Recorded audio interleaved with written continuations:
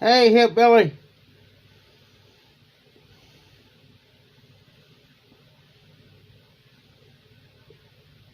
Y'all brought up, tried to do it live earlier, and it started buffering on him again, and he's doing no Google meeting thing. I was on for probably about 5 or 10 minutes, and I started to come over and do it live.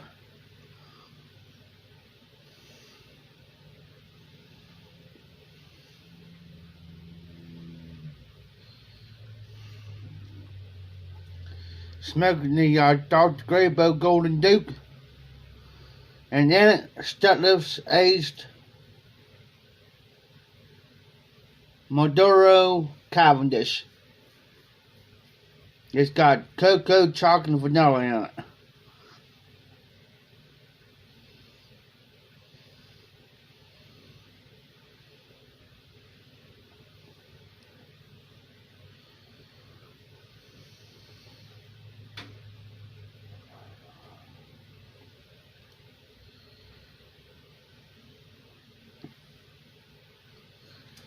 Drinking what's left of the old crow.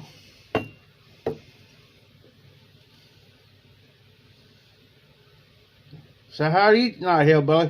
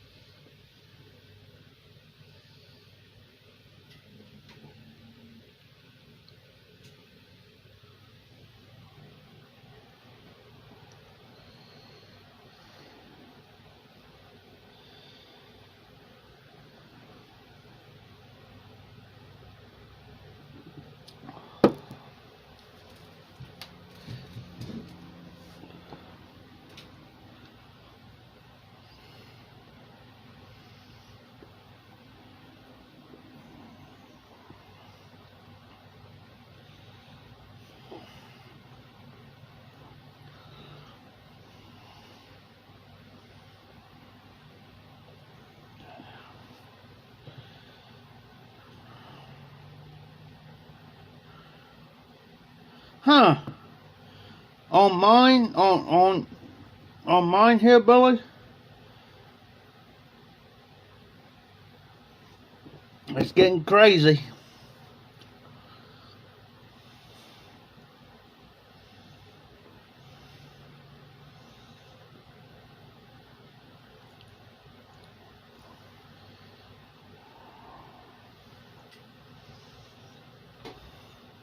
It's getting crazy, man. Everybody's starting to mess up, start to buffer, start acting dumb. I think what it is where there's too many people going on and getting on lives, and people. It ain't only the YTPC. It's the whole wide YouTube thing. Now I think their servers and stuff is getting kind of overloaded a little bit. So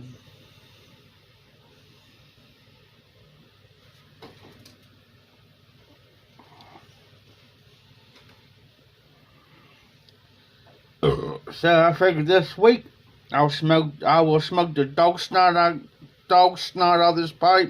Hey, Cyrus. Smoking the Golden Duke with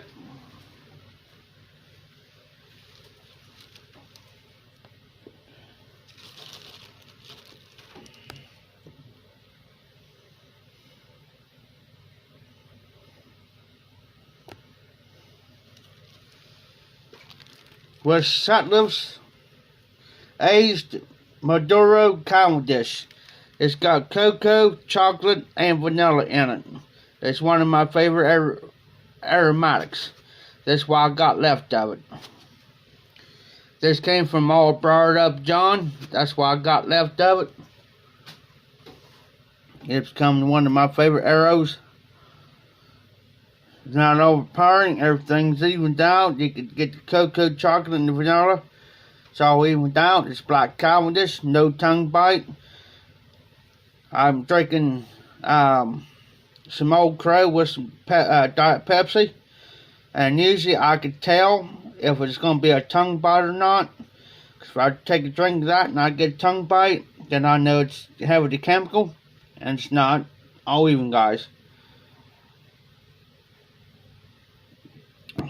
Because if it's heavy chemical of an aromatic and it's not balanced out, or I balance it out and I still get, because I always something to that. And if it still gives me a tongue bite,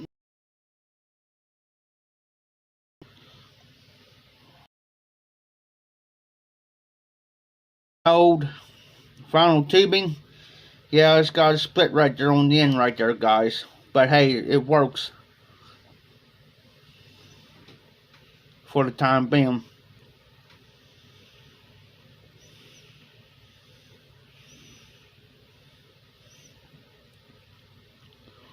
So I was in the Google meeting, but it was like, seems like they wasn't hearing me too well, so, or the internet was breaking up so bad where they couldn't hear me or whatever, so I just come over and do it live.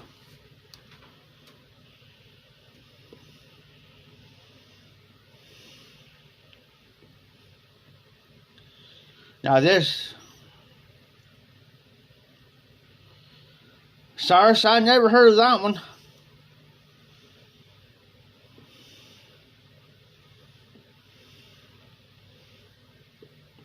I'm gonna have to write that down. Ha ha, if I can find my book. Ha ha, that's funny. Better yet.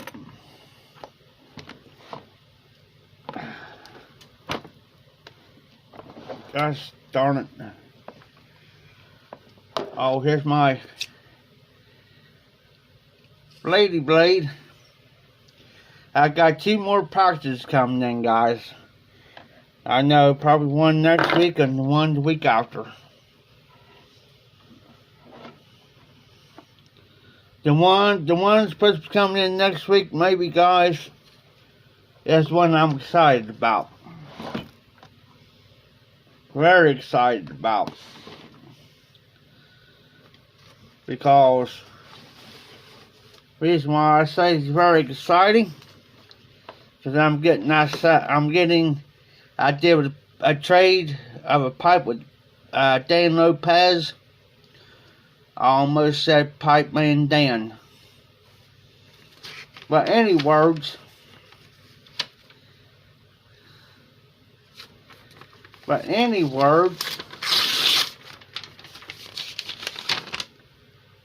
Oh yes. There's a number on there I need to keep.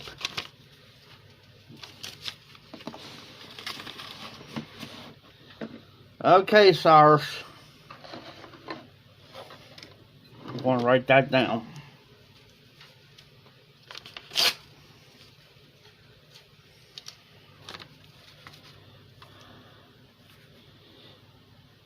G and H. I abbreviate like that. G and H, I know who it is. It's Gowards and Hoggards. Dark.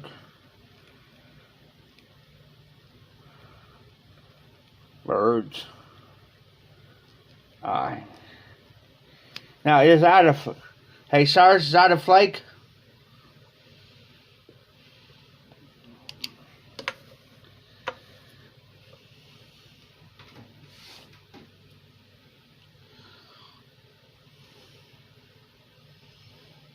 If that's a flake, or is it coarse cut, ribbon cut?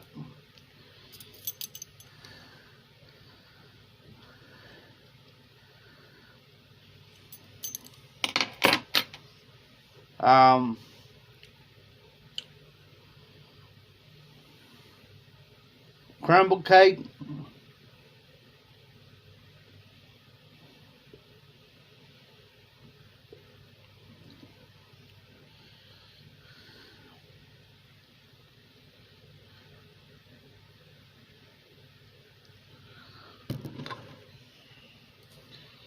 Alrighty then. Cause see, that's a brand new one to me.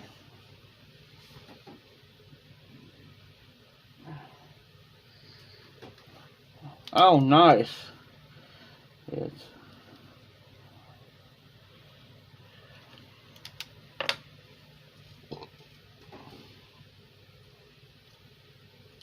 I'm just waiting on day and load passes as far as that doubling up. That's what I'm waiting on.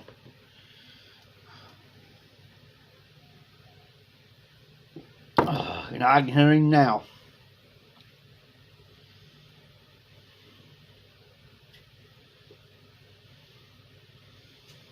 Yeah, the 7L Trevi that I'm getting has got the adapter in there. It's a 6 mil, but if I put that adapter in there, it makes it a non-filter. That adapter's coming out there.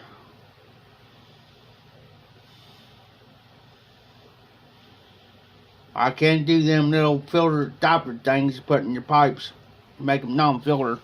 That itty bitty hole. I want them wide open, like you drive a Harley.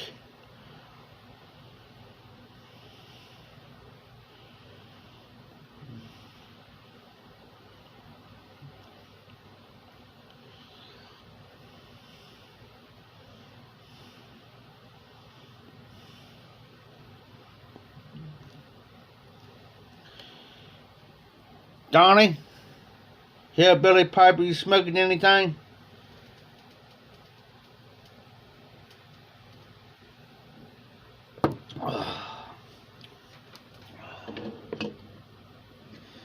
Hey, Cyrus. No, it's RD. Sorry, Cyrus. I was about to say something, but I don't know if you drink or not. Last of this. Hillbilly. Hey, to be honest with you, I always like night shifts. Third shift, I always call it the graveyard shift. The only shift I ever did during the daytime was to work at the cemetery. But I like third shift, the graveyard shift. When I was a security guard, I worked third shift. And boy, was that a fun job. Well, I could tell you some stories on that one, on that job site.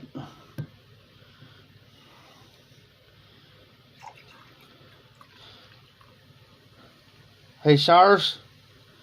Well, me and you're alike. See, me and you got the same mind, thanks alike on the bourbon beer, and me and Hillbilly's got the mind alike on the shine.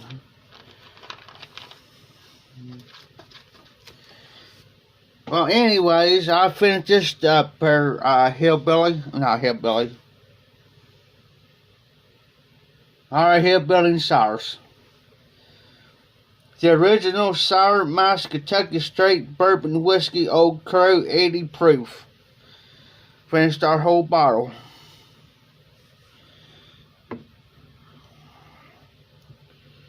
And the 16-ounce famous the hard purple shot glass. Oh, nice there, Hillbilly. Yeah, when I was doing, I was working for a pizza place up here, pizza factory, where they did the pizza crust, and they shipped them all over. And I worked night shift for about a couple years, doing 12s, until my body started to break down, because I was actually standing in one spot all night on the steel steps platform. On a steel platform all night. Pressing down dough. Every 4 seconds, there's a pan that comes through, it's got 5 doughs on there, and you gotta press them. Well, you got this guy over here, he's pressing 2, I'm over here pressing 3s. Every 4 seconds, guys, there's a pan. got this one, said you got enough time to do that, and then nothing comes along. Another one comes along, and it's quick. You didn't have to worry about packing them in the box because they had the cold pack room. You got 6 people up there doing that, so you don't have nothing. Only thing your job is to do, then I switched around on the job, so I got to the point where I was on sanitation, pulling pans on sanitation all night, doing this, doing another job. It just got to the point where I went back on the production line, and it just about killed me. It killed my back.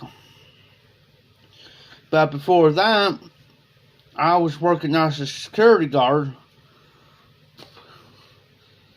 and that job was groovy. But when I walked around, because I was inside this plant where they made the wire seating, like in a Honda, they did it for Hondas, like the car seat in the car.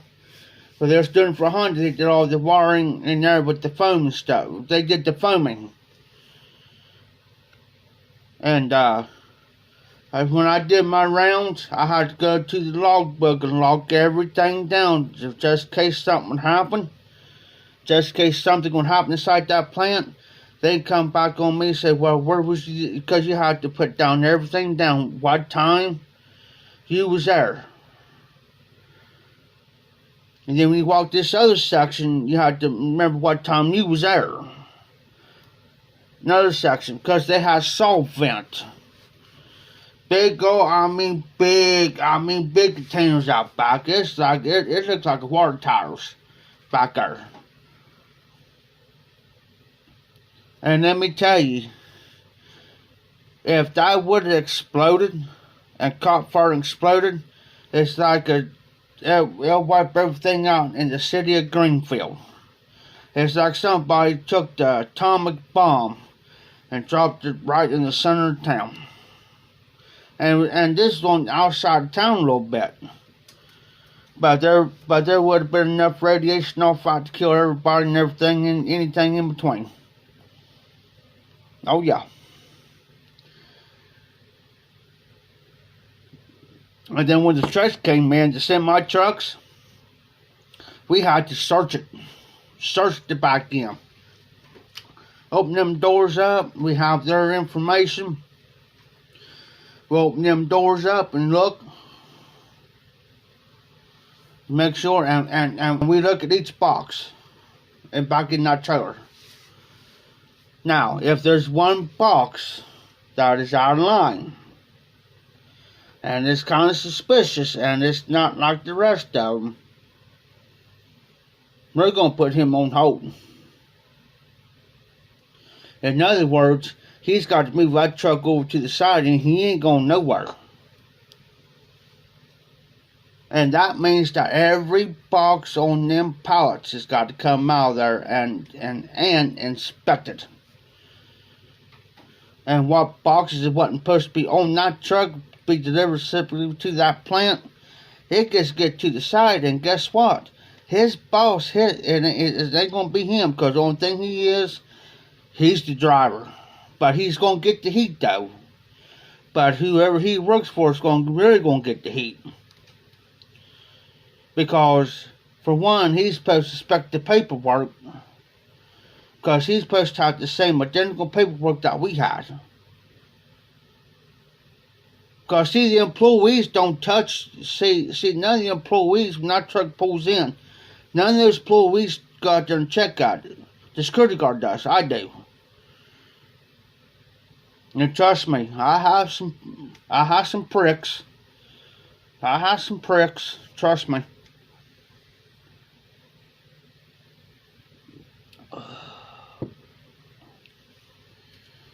And then they shipped me down to Kensworth, where they make the semi-trucks.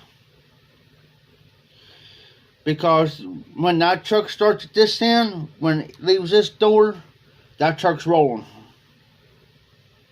It's rolling. It's fired up and it's rolling.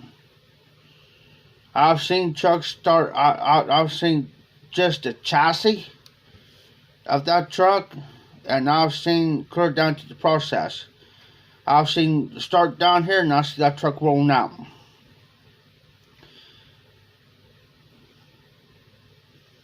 And when we was working down there, you had to pass before you come to security car with this company. You had to pass your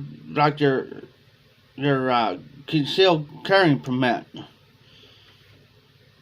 because you had to carry a gun down there, because all them parts are in there. That's what I'm saying. So some knucklehead would try to steal. You have the right to arrest him, and I carry handcuffs on me and a gun, and drove a car around, and sometimes a golf cart on the job. Have I pointed my gun to somebody? Yes, I have. Yes, I have.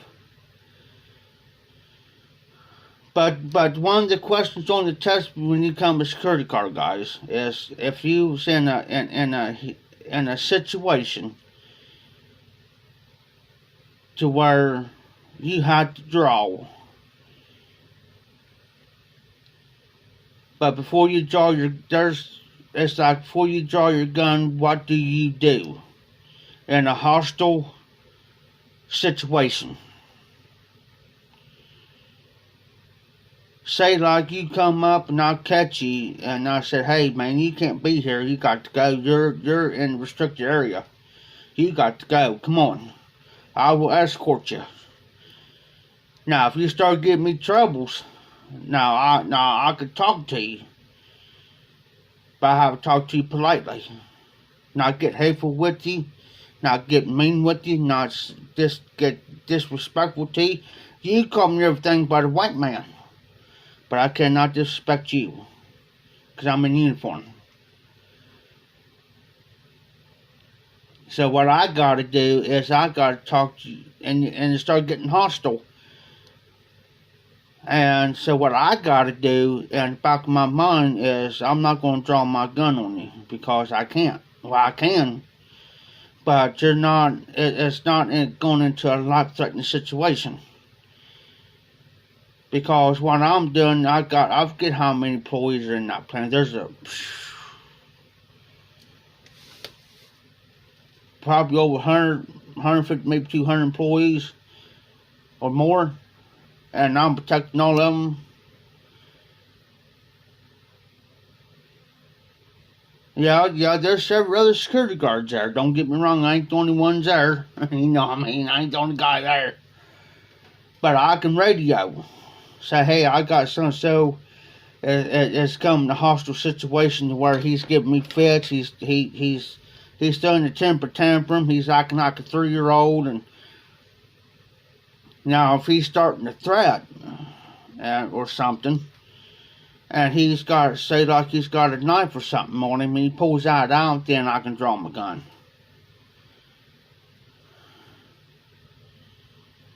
Then I can draw it, then, to keep to tell him, hey man, come on, drop it, man, don't, and I got it pointed at him, hey man, come on, it's not worth it, put it down, it's not worth it hurting yourself, hurting me, hurting yourself, or hurting somebody else. It's not worth it going to jail over, it's not worth going to prison over because of your stupidity, ignorance, it's not worth it.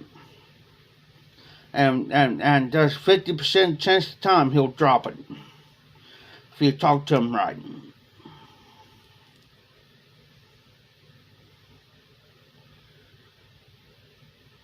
And most guys get gun happy, what I'll call trigger happy.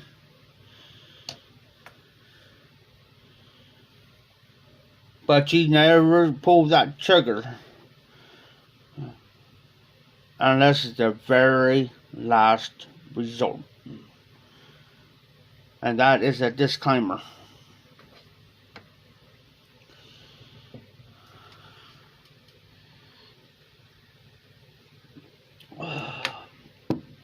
And that is a disclaimer, guys. Is anybody still in the house?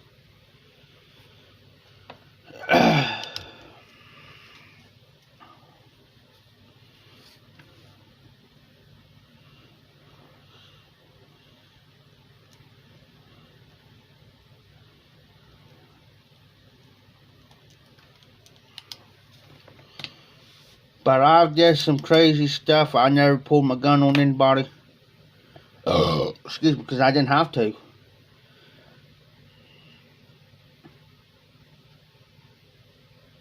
I talk sense. Because I've always put myself in their shoes and in their predicament. You see what I'm saying? That's how I did it. You know what I'm saying? I put myself on their side of their fence, and I put myself in their shoes because, okay, here I am. I'm facing an officer here. I'm facing this guy, and he has the right to do this to me. And if I do this something stupid, he's gonna get me, one way or the other, because they panic, and then their adrenaline starts to run, and they panic, and when they start to panic, they're going, and that adrenaline starts to run. They ain't thinking. It's just spur of the moment. They're going to do it. Just see what you do. Exactly, Cyrus. So I put myself in their shoes and their predicament. I look on their side of the fence line at that time. And if they really want to act stupid, you know, I'll give them a warning. You know,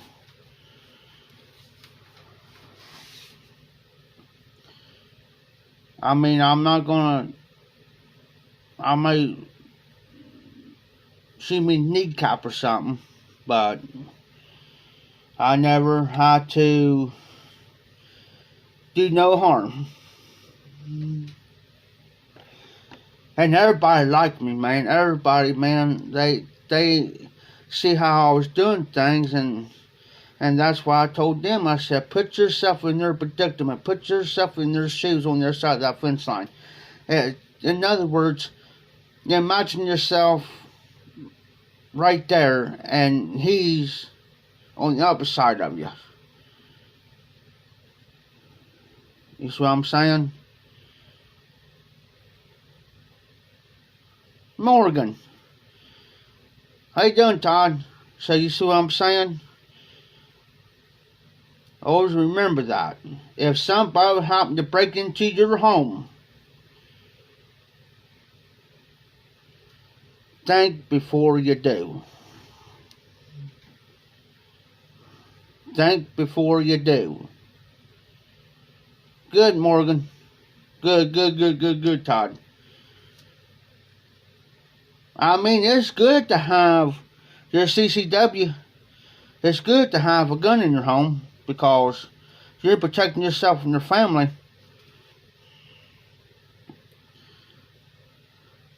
But don't do something crazy, foolish. I mean, let him know that, hey, you know, you let them know, hey, there's a gun there. Let him know that you're not afraid to use it. You know what I'm saying? Don't let them know you're not afraid to use it. But be close to it, though, just in case tables turn. Remember that. But talk to them. Because they got that adrenaline going. They got that adrenaline going. They got in here in their mind what they're going to do. So when they do it, they're going to rush in. Okay, they ain't going to think about if they got a gun in the house or not. So they're going to do what they're going to do. Going to say ha ha ha. You know.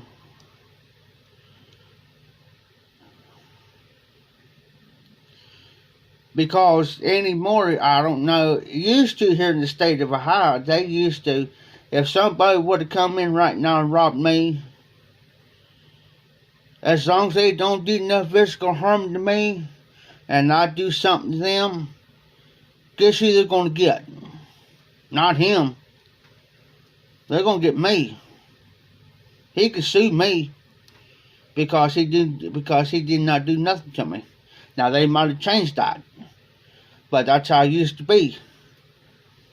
Crazy, but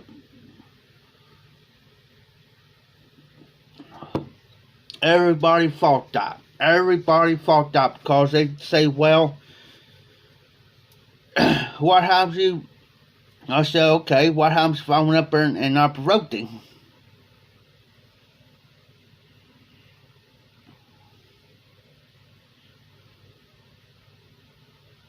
Exactly. Now, what happens now? I'm a type of person. Now, if somebody would come through my door right now and I provoke him, I'm going to test him. I'm going to test him. Because I'm going to kind of provoke him a little bit. I'm not going to touch him, but I'll provoke him to see what they'll do, see if they're going to hightail, turn around, and leave. Or, if I provoke him, and he does something, I get him in self-defense, then they ain't going to get me, they're going to get him. Because I'll let him touch me first before I do anything. I do not have no guns in my house. I got an equalizer, but other than that, but see, that's how people do things, but most people are different.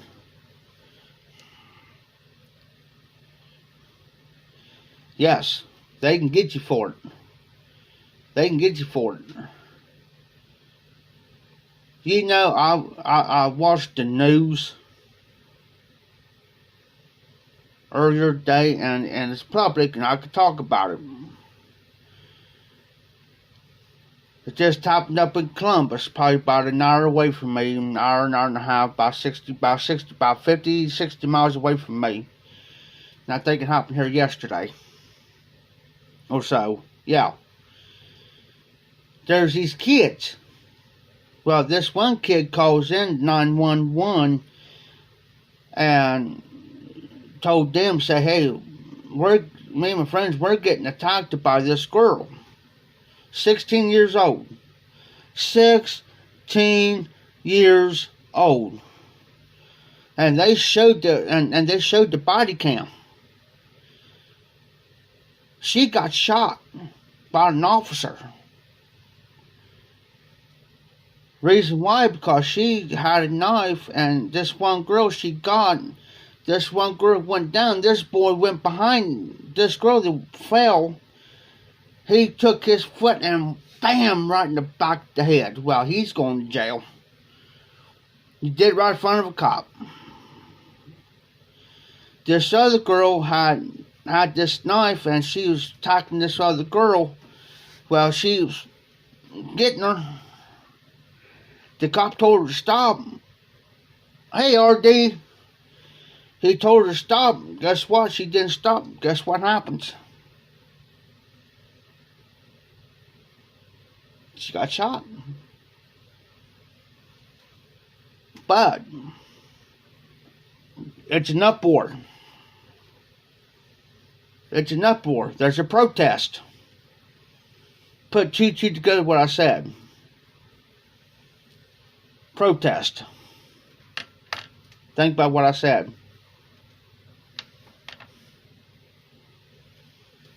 And the body cam off that officer proves it. The reason why he done it.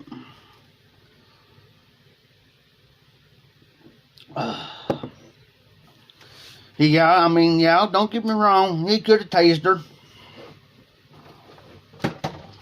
But at that moment in time, a situation, then again, you have a choice.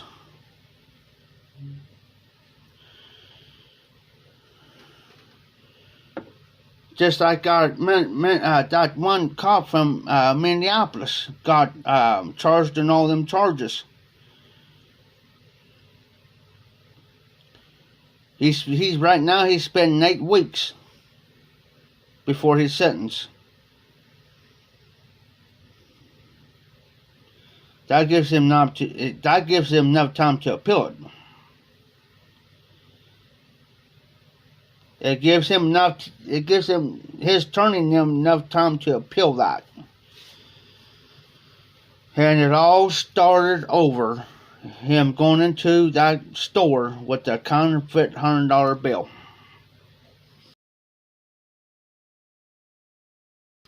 Agreed, RD. But it's all up here. When you get trained properly and you know what it says in that department,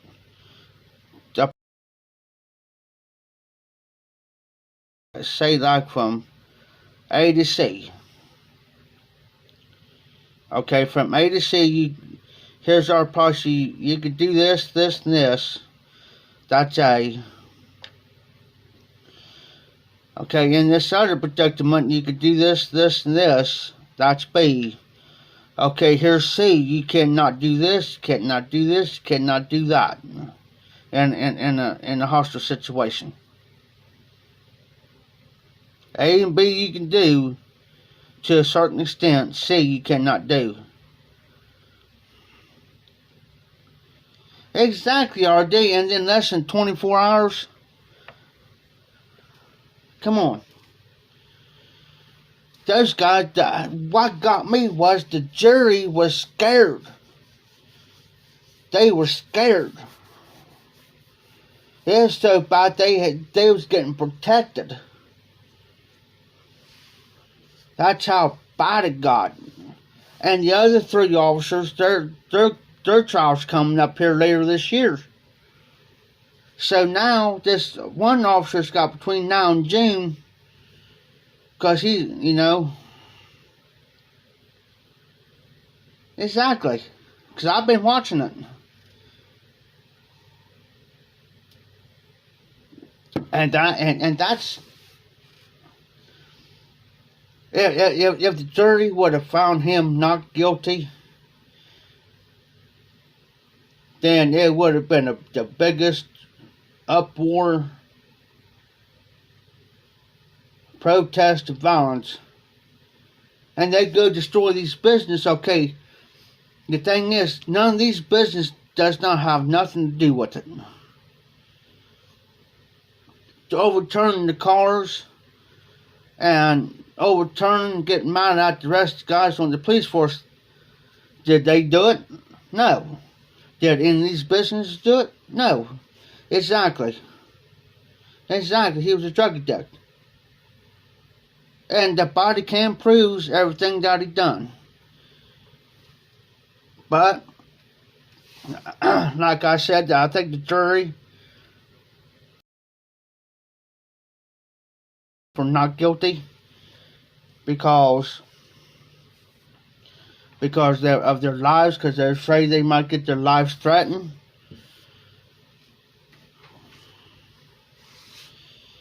It's just me and my opinion only.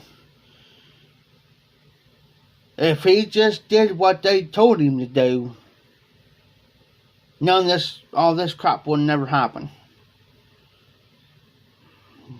And it wouldn't. And for him to put his knee on his neck that long, that's not a procedure.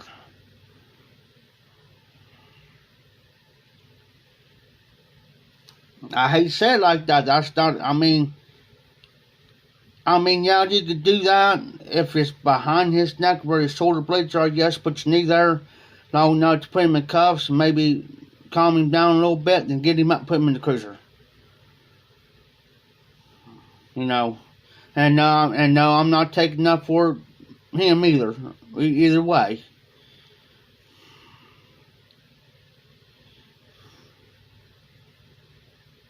Exactly, RD. The last time he got in trouble was over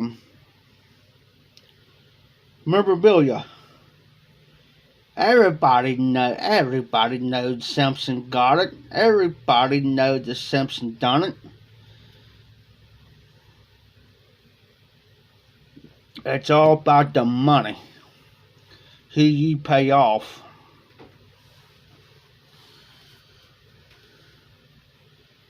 The prosecution had everything on Simpson.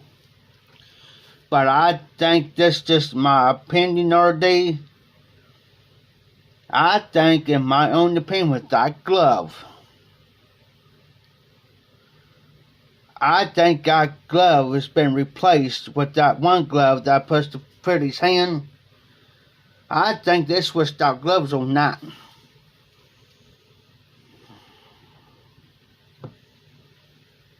And why would he go through the state of California in the highway? Exactly. There you go. There you go, RD. And here's the thing. Why would you go on the state highway of California, on their highway, in a Ford white Bronco and have them chase you as long as they did? Now that to me, that throws up a red flag. Why are you running? Why? Why are you running from the law? I feel bad for Nicole Brown Simpson's family, Ron Gorman's family. I felt bad when he got found not guilty. Oh man, I was in uproar on that one. And I was probably about 12, 13 maybe at the time when that happened. Because I won't forgive, because we're sitting there watching it. And my dad was mad about that too. You know what I'm saying? He was mad. I mean, wasn't being racial or anything like that. You know what I'm saying? My dad wasn't a racial type person. But he knew well as everybody else did that he done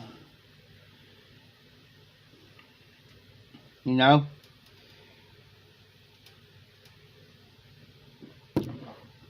And why would, and now like this situation's going on, I say, in my own opinion, he'll beat it. Because there's too much evidence. Proof, right there, on camera, body camera. You've seen what's going on, but there's always going to be that one particular moment.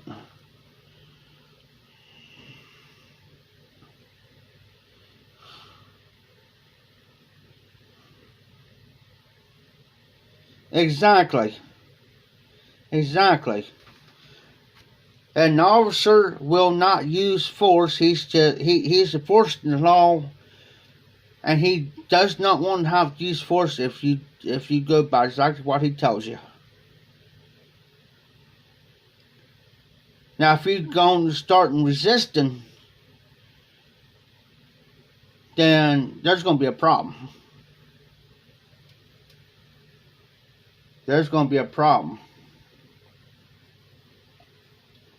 I got a friend of mine. I don't know if he still works for the sheriff's department or not. Well, I got a buddy that he's a sheriff, and he's the coolest guy you can ever meet in your entire life. The nicest guy you ever want to meet. Now, if he gets you, if you listen to him, exactly, RD.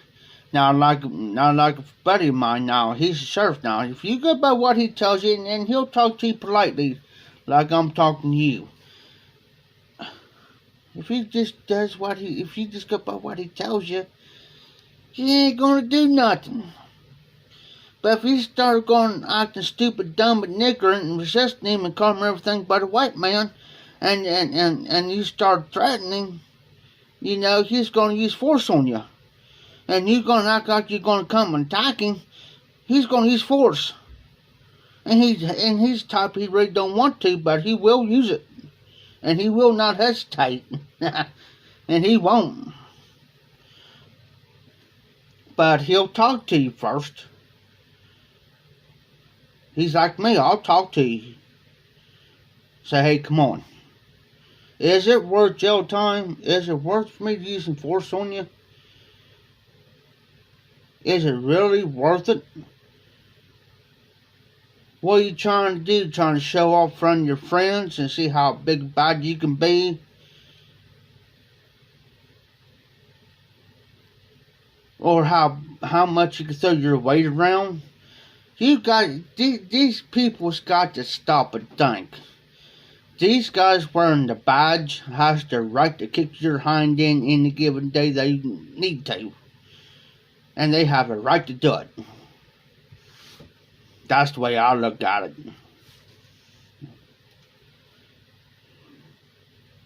So just go by what they tell you, get it done and over with. It'll be easier on you. If you have to go to jail for it, but that's going to look good on you. I had a buddy of mine got arrested. He was cool. He was cool with them. He says, hey, I know I'm going. Might as well just go ahead and do it. Because that report's going to go to that judge. And that judge is going to look at it, and he's going to take that testimony of that officer. But I've seen some of my friends of mine go and they're supposed to go testify. Some of these cops are supposed to go testify against them, never show up in court. So what does the judge do? He throws it out. There's this state trooper. She was a female. She was pulling everybody over for nothing. Just for nothing. Just the smallest, tiniest bit, because a buddy of mine used to get pulled over by her. And every time he went to court, gets thrown out. And she just with the little stuff, man. She'll make something. She pulled my best friend over. And with my best friend, she's got this sticker on the back of her license plate. But when she goes to get the new one, she rests for every 4 years. So she beat it. And it got so bad here where I live, it got so bad with her that judge got so tired of seeing her in the courtroom. There was like 20 cases. 20. And a friend of mine was one of them too. 20 cases just by her. Guess what he does? He throws all 20 of them out of the court. He says, out, all, out. Next one came up, out.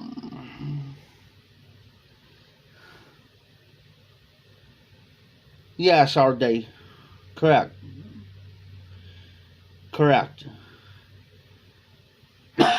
And she was there. And she was in the courtroom.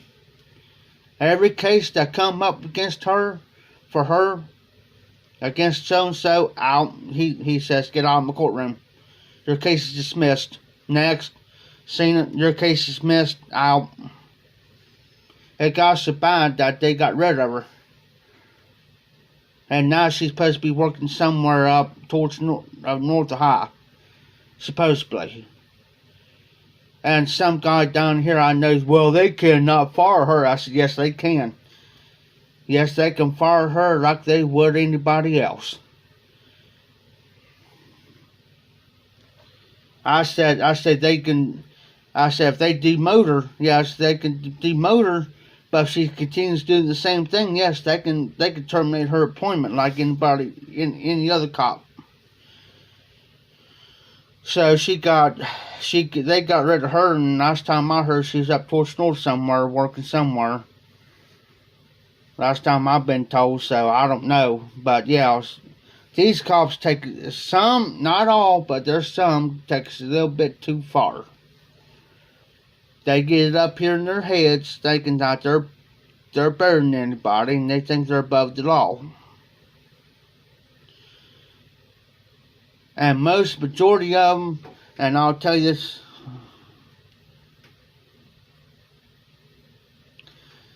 Exactly. There's where I was heading to, RD.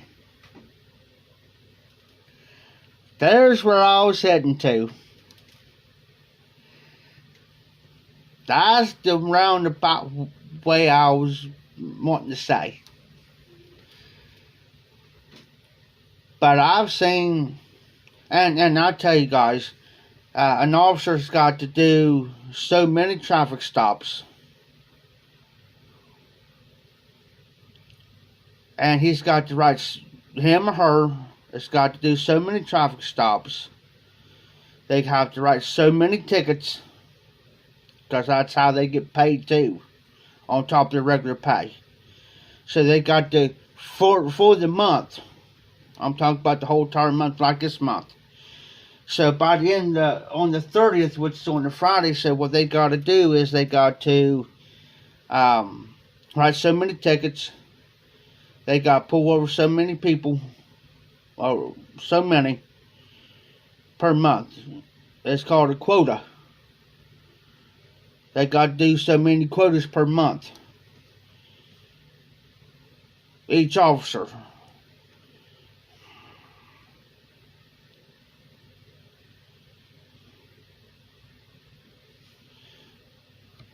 Yep.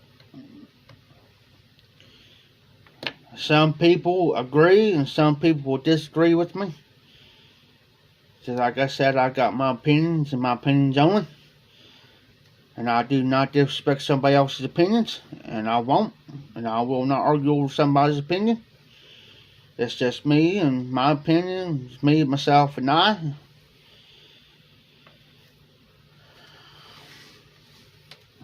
I've learned enough about the law and everything, the books.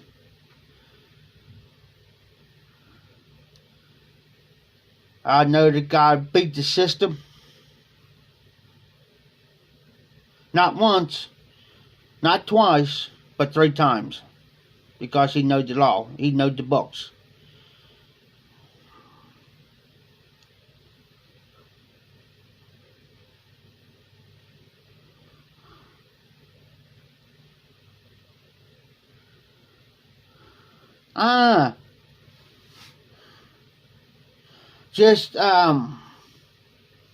I think you just go to the Board of Elections.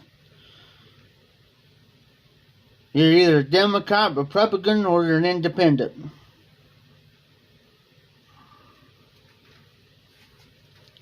It's one of the 3.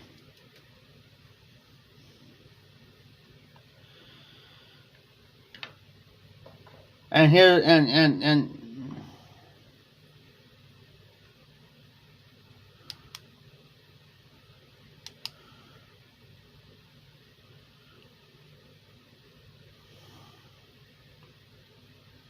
CRD, that ain't right. That's not cool. I mean, that ain't right, you know what I'm saying?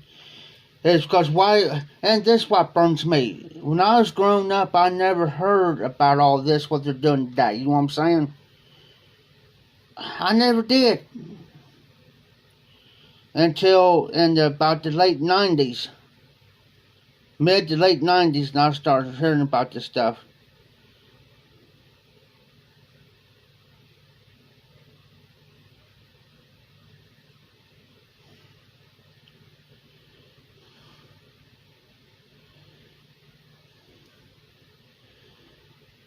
The only thing you gotta do, RD, is pretty much, I know you need your ID, social, and possibly a birth certificate. But I know the first 2 you need. Driver's license, ID, and your social. I know. When I go into Kroger's, I got to have an ID for this. An ID. I got to show my ID. And I'll be 41 next month, but yeah, I got to show my ID to get this. Now, I can walk into any other store here in town, pick this up, don't need an ID. I'll go down here and get beer, because of course they'll know me. But that ain't the point. The point is, they pick and choose. I seen a guy one day in the store get a can of chew. A can of chew. They did not ID him.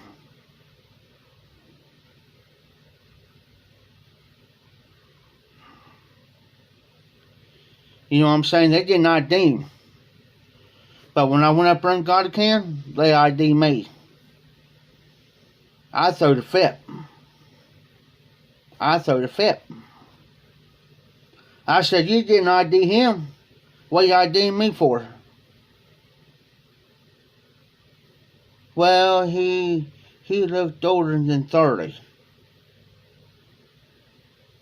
Lady, I'm 40-something years old. Now I'm catching on what you're saying there, RD. Now I see what I'm catching on now. It took me a minute. But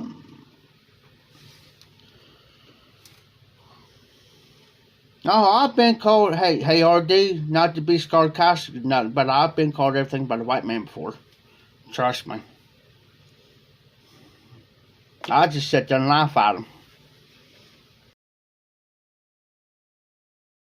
Your ignorance and dumbness. You think I'm going to learn myself down your intelligence stuff? Nah. I ain't going to do it.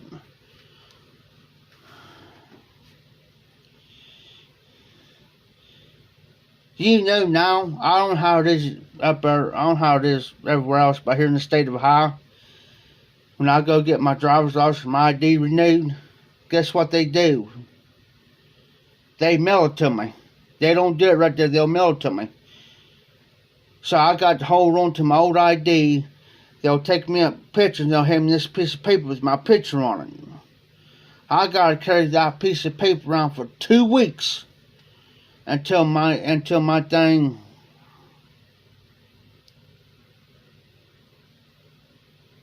Oh, my RD. Then one day I got my ID in the mail. Crazy. They'll ship your ID or driver's license, whatever, in the mail, and it takes 2 weeks.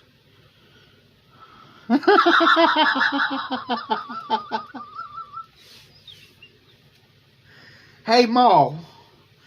Hey, Paul.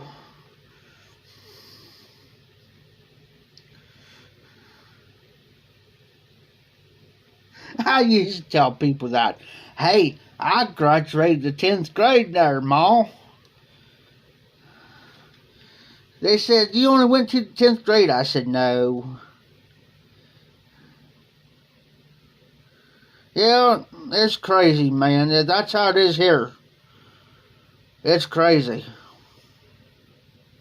I had to carry my old ID with me. And plus that piece of paper. It's proving that I got my new ID. If I need to go to the store to get this, I gotta prove that I got my new ID because they'll say, because I went to the store one day and I had my old ID with me. And so to say that I need to can't you? She looked at my ID. She says, well, I'm sorry, sir. We cannot give that to you because your ID expired. I busted out laughing. I said, I said, seriously?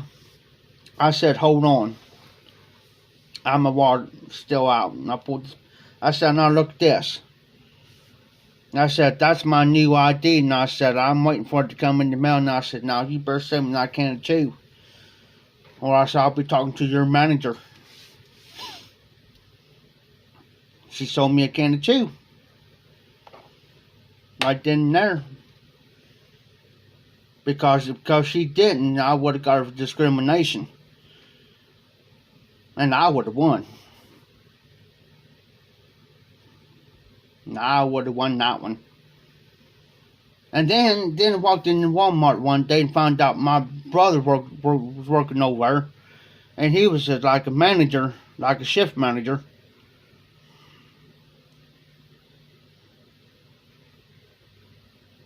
Exactly, RD.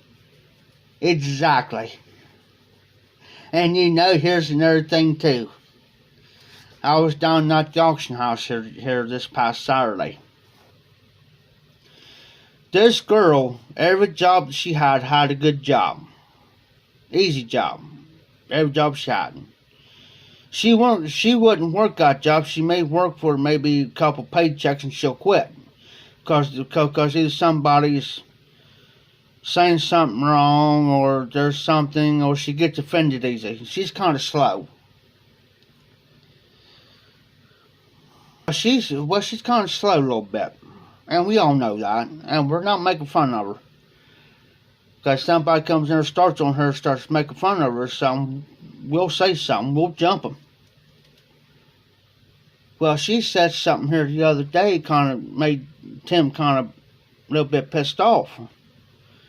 She says, you know, I can't find a job, there's no work, I can't find a job, it's hard to find a job, you know, there's this, 1,000 excuses, and Tim looked at her and says, bullcrap. He says, there's jobs out there, he says, your problem is every time you get a job, you work maybe for 1 or 2 paychecks, and you get offended at somebody, and you quit the job. He says, don't use that as an excuse. There's jobs out there. And there's jobs here where I'm at.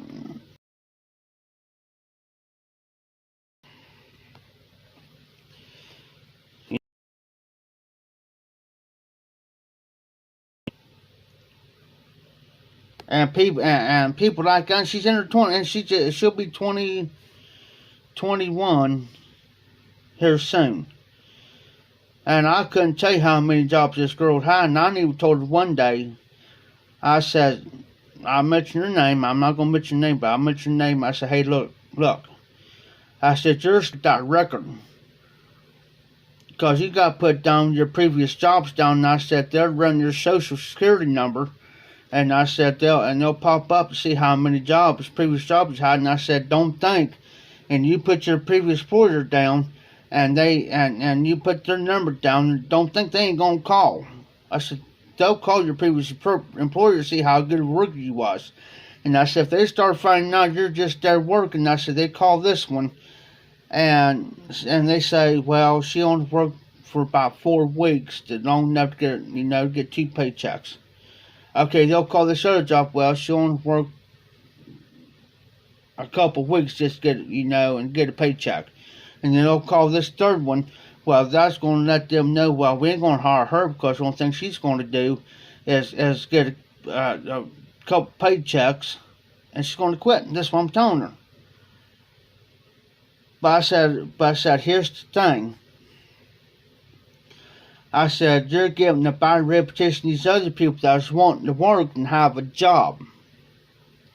So they can support themselves, have a roof over their head, support their family. And when they hire that person, they're going to say, well, is he or she going to be like you? Work long enough to have, a couple paychecks and quit. I said, that's what they look at. And I said, not only are you giving yourself a bad reputation, but you're giving the next party that they hire, are they going to be like her? Well, I said, are they going to be like you? Because I said, that's what they look at. I said, I worked in a factory. I told her I worked in the factory right down the road down here. And I told her, for 2 years, you get paid every week. Every week. And I said, there's days I was working 12-hour shifts.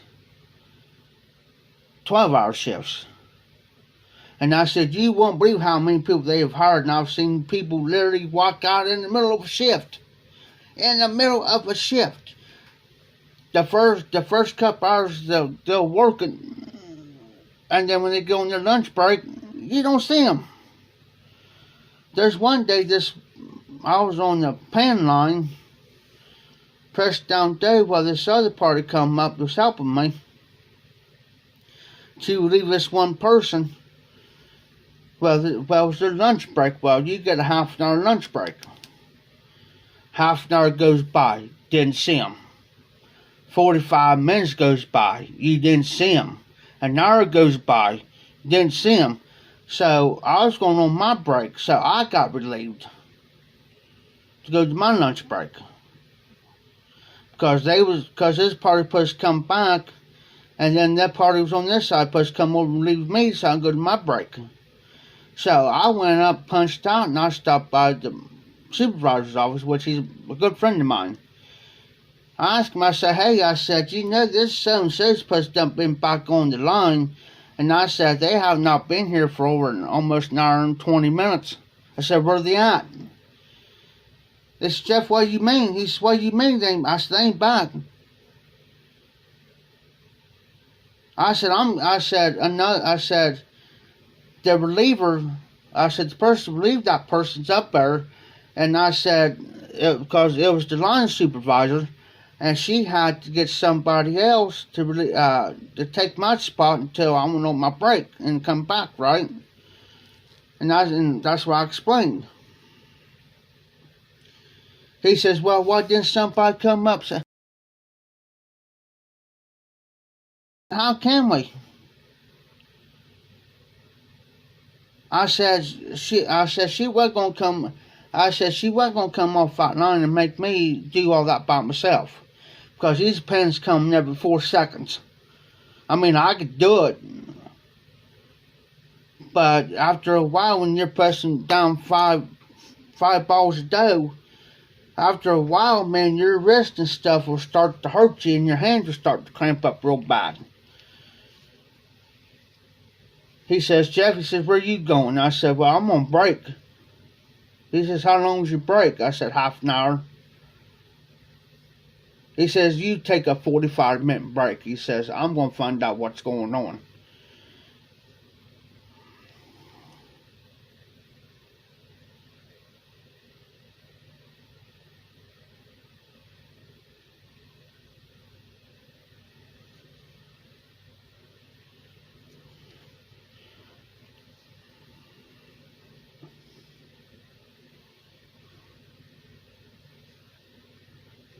But anyways,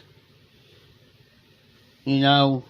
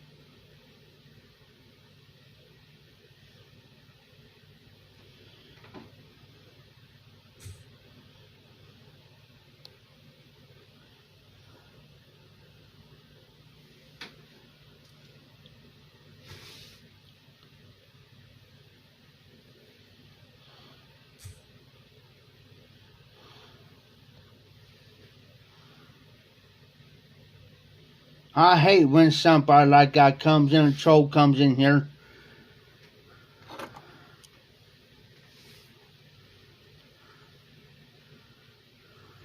I hate them.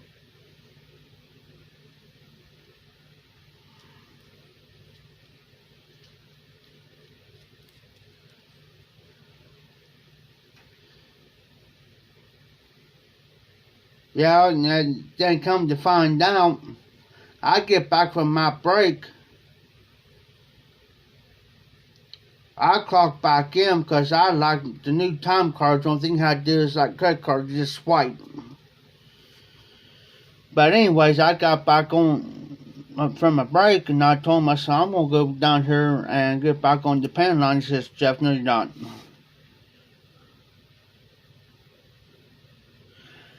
Yes, RD, and you can also do it too. The only thing you have to do, RD,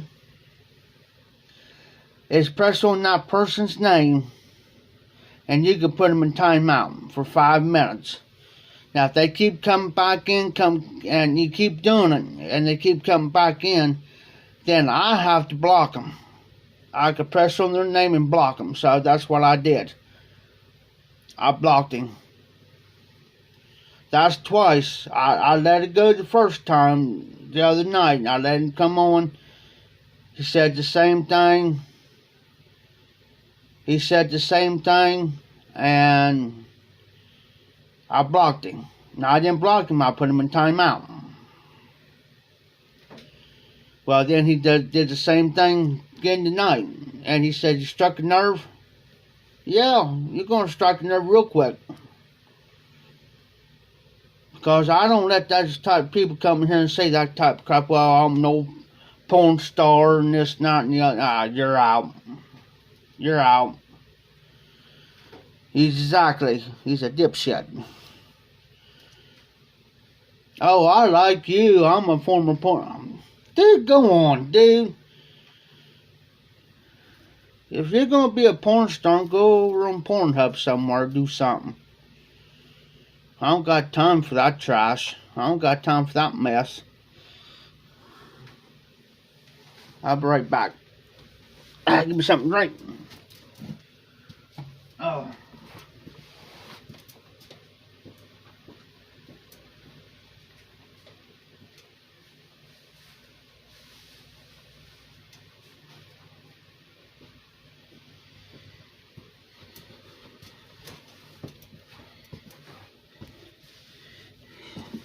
It's just like here, just like here the other night, RD.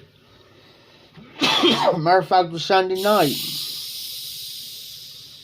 Or here the other night when I had one of my live streams.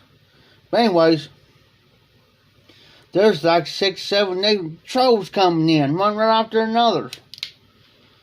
And you have to watch. Because some of them, if I go to block them or you put them in timeout, they'll come up with another name. I think some of these guys, trolls, got 2 or 3 different accounts.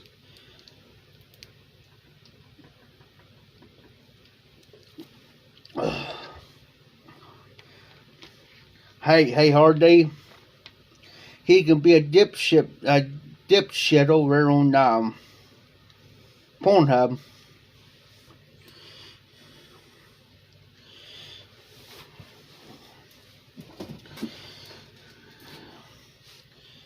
He'd be dipping alright. You got to watch these people, guys. I'm telling you, especially if you did regular videos too. They're getting on people's regular videos now. Bad. I've seen on like 2 or 3 other people's regular videos, not their lives, but their regular videos.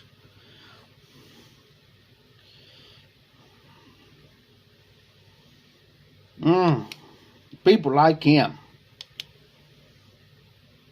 Must be in his mama's basement down there dipping alright. I could say something, but I'm going to be nice and polite tonight. Because you never know. You never know what might come out of my mouth from time to time.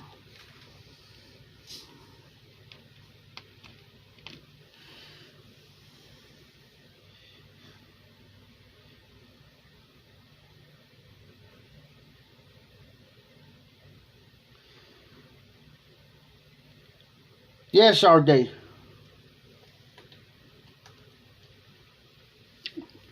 I had the regular Dr. Pepper cream soda. I haven't had the diet yet. Hey, they got this. Hey, speaking of that, they got this new Mountain Dew out now. It's got watermelon in it. Tell you, if you want to get kind of wired up a little bit, there you go. Drink you a couple of those and you'll be good for the rest of the day. If I don't get the old engine running, I don't know what will.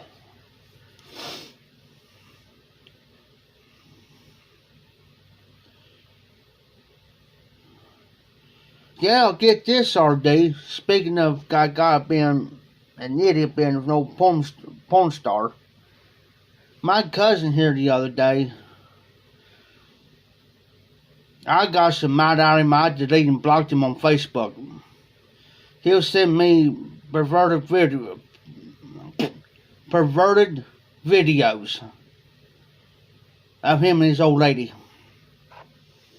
Now, I know you can put two and two together on that. I didn't know what it was because the way I looked at it, it was kind of small. I had to click onto it on this phone to put over so I could see it because I got a bad left eye. When I started seeing those, he started seeing me 4, 5, 6, 7 of them. I started seeing them. I said, "Oh heck no, no, you ain't gonna get me in no trouble. Off, bye, see ya,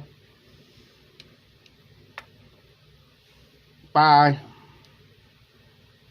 I don't put up with that. I don't care if family or friend. You send me that type of crap to me. Yeah, that's what she said. But anyway, yeah, that's what she said. But anyways, yeah, he did that, and I'm thinking, you ignorant fool. Because, see, we got notices out here that somebody was doing something illegal over the internet. And they caught it. Woda did. Caught it. And that thing was over at the other end because, see, they pay for the internet out here. So, and they caught on one of the servers while they was alerted of it. So, that type of stuff like that there, what I just said, if anybody sends anything out to me or anything, they're gone. They're gone because I'm not going to get myself, and they could trace it. They could be your virus and they could trace it to actually to wherever, they could walk out of this office right now. If somebody was doing something illegal over the internet, over their internet, they can walk, and that's why I told the party too. And I told somebody this the other day, they don't believe me, but they found out I was telling the truth. They could walk out and say like it's 50 feet from that router down here, 50 feet. Only thing they got to do is walk out that door and stand right up against that mailbox, and they can walk 50 feet. It'll tell them exactly where it's at, where it's coming from. And they will get a search warrant or whatever to search your devices, your phone, computers.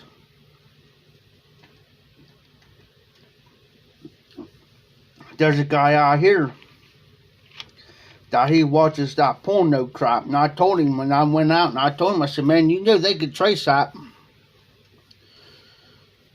over the internet. If you're using their internet, I said, if you're using their internet, they can trace that because they can count. They'll tell them, well, it's so many feet. I told him, I said, dude, you better get off that crap, because I said, if you're using their internet service and you're watching that crap, I said, they're going to get you.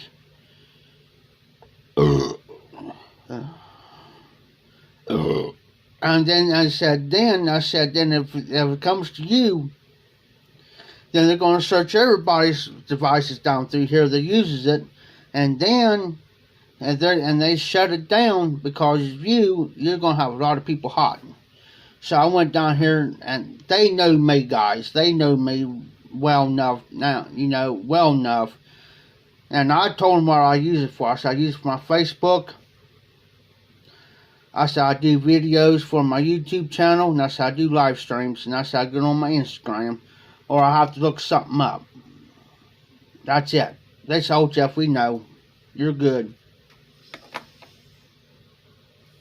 I said, why would I want to do something? And they wouldn't tell me what was over, because it's confidentiality. Confidentiality.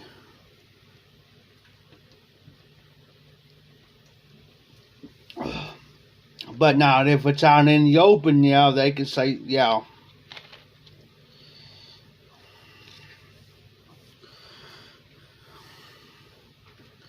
I have a meeting coming up Monday. It's not this coming Monday up. It's a mandatory meeting, guys.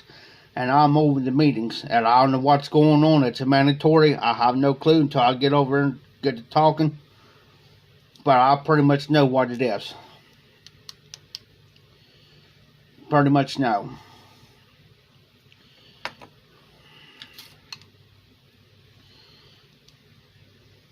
Because I don't know before anybody else know about it.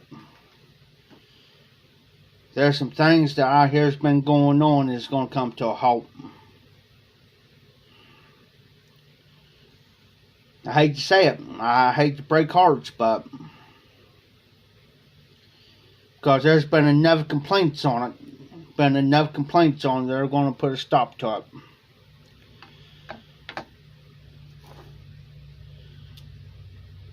Because it's in the here's the main thing. It's clear states in our contracts. There's 3 contracts we sign a year. One for community action, one for voting, and one for metropolitan. And the one for community action and one for voting clearly states that if you get caught with any type of drug, it's automatic eviction. Or if they didn't even smell it.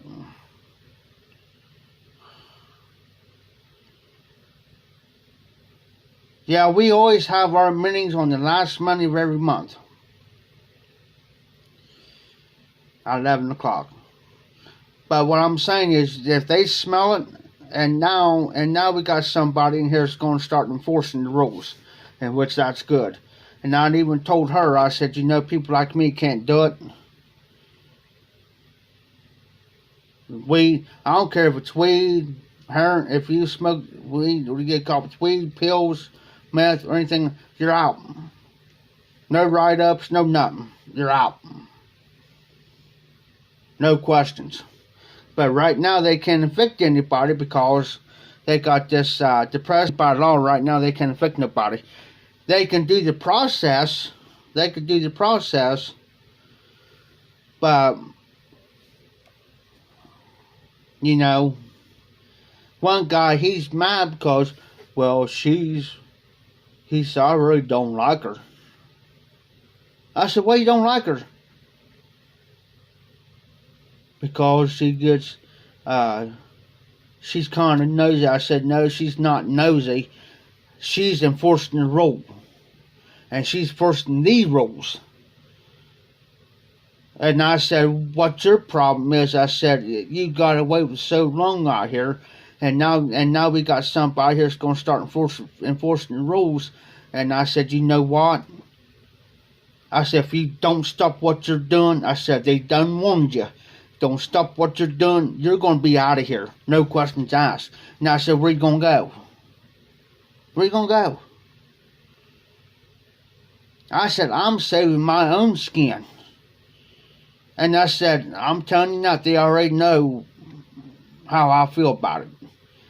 And I said, you know what? I said, it's pretty freaking bad.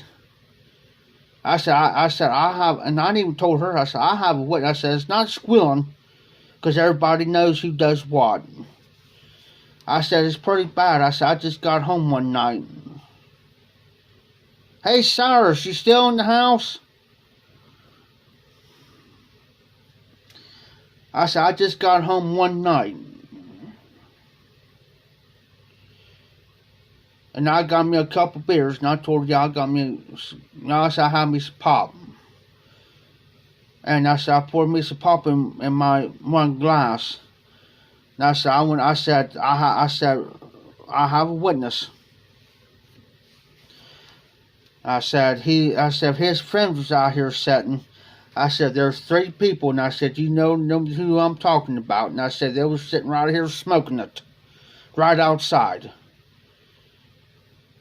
And drinking the alcohol. And a lot of people was running the alcohol deal out here because the deal was that as long as you have the alcohol in a glass, like this here, like this coffee cup, for instance. Alright, Cyrus.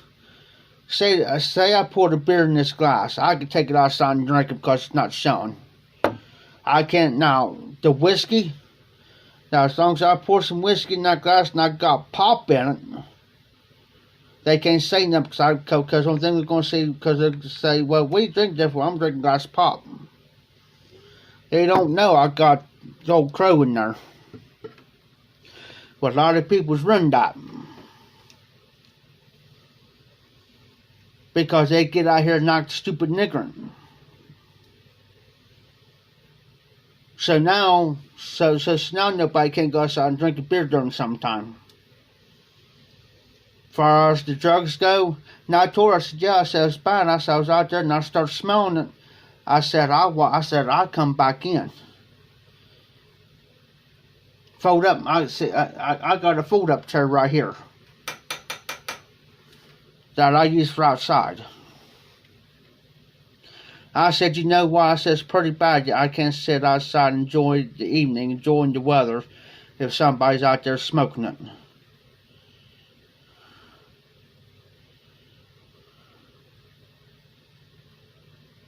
And I said, you know what? It's pretty bad now. I said, it's pretty bad now. There's only one person I talk to here, maybe two people that I know that does not do it.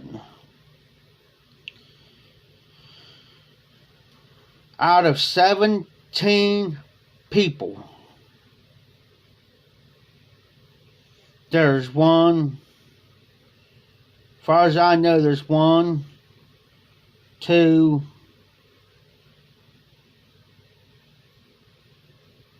3, and maybe 4 people.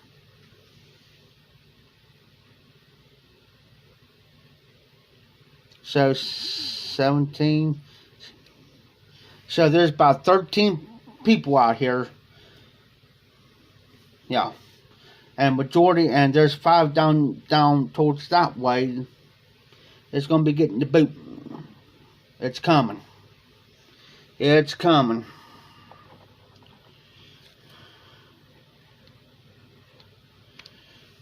Sad.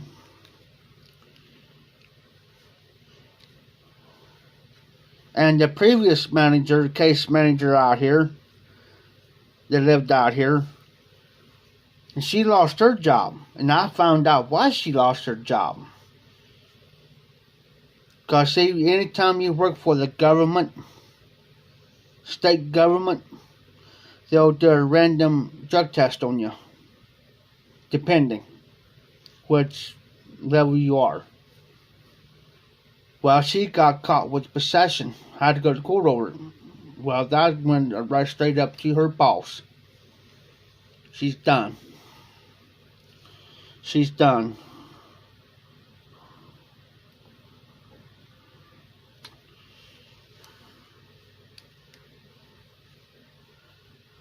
All right, buddy. I appreciate you hanging around. I ain't gonna be on here too much longer myself. I appreciate you stopping in though and have a little bit of fun. Be safe, be careful. I may not go live tomorrow night.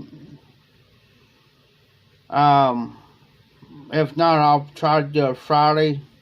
Saturday is all borrowed up. Of course, Sunday is my regular. And so you be careful, be safe at work. So safe traveling, because no paper should not be left behind. Oh, I was going to tell you guys, I found out from a friend. I just happened to see her obituary. I know her dad and them. I know her family. And couldn't figure out why, because I had her on my Facebook. Couldn't figure out why I haven't heard anything from her for the last couple of days. Because she always posts something, does something, posted, whatever. Well, I just seen her obituary day. She passed away. Nothing wrong with her. Perfect health, guys. She was an RN. She was a nurse. RM. She worked with the elderly. 30 years old. 30. Dies of natural causes. Alright, RD. Later, bub. 30 years old, guys. Natural causes. Sad. 30 years old. 11 She's 10 years younger than me. 10 years younger than me. Sad.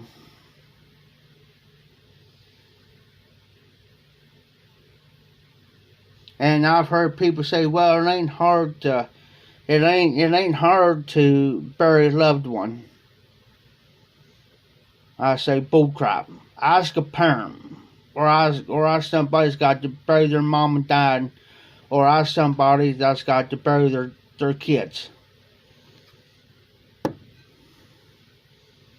And you hear from their experience. Then you tell me difference on that.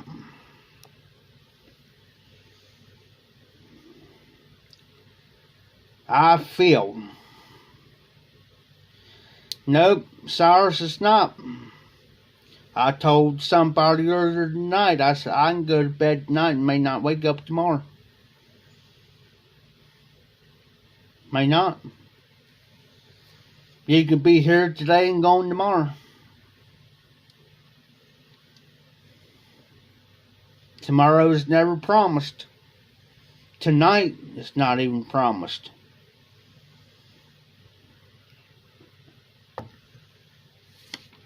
I've seen people. I had a friend of mine say I was probably in the 6th, 7th, teen.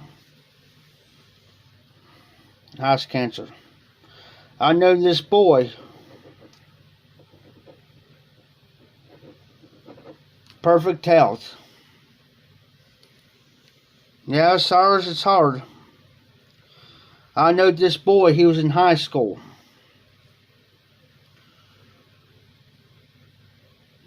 Perfect health. We didn't, well, technically, I didn't know if he was in perfect health now because he really didn't say nothing. Sitting in class. Like 10th, 11th grade, or somewhere. I think he was a sophomore or junior. Sitting in class. Had a stroke. Killed him right there. Dies. Had a stroke and dies right there. Had a major stroke. Sitting in class.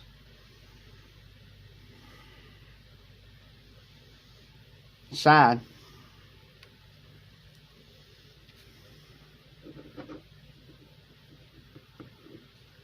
Sad. I mean, you just don't know, man.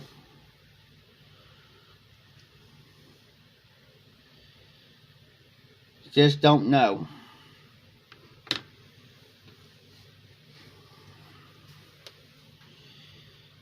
I have family.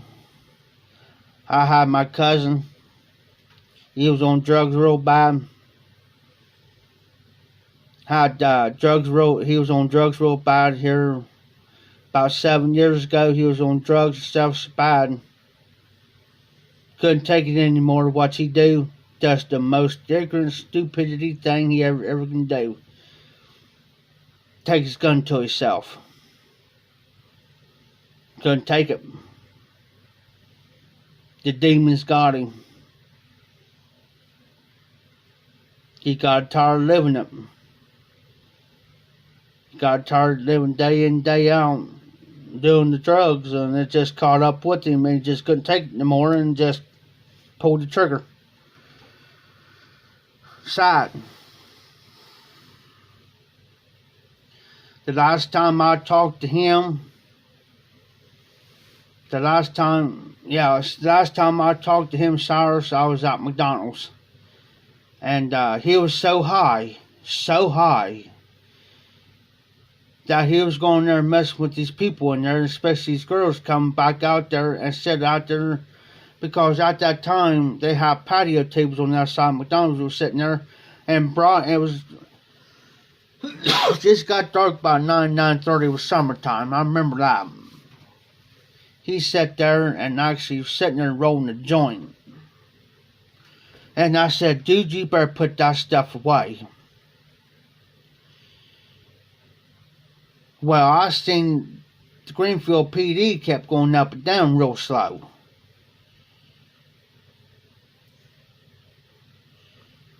So he says, well, I got go in. He says, well, I'm going to walk down here to Flagway. I said, all right.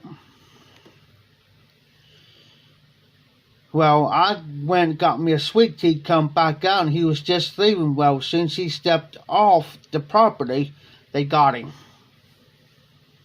He says, hey, man, no, I ain't doing nothing. I ain't doing nothing. There's my cousin, J. Jeff. Okay? And here I'm shaking my head, no. I turned around and walked away. Turned around and walked away from him. I'm thinking to myself, dude, you ain't going to get me in no trouble.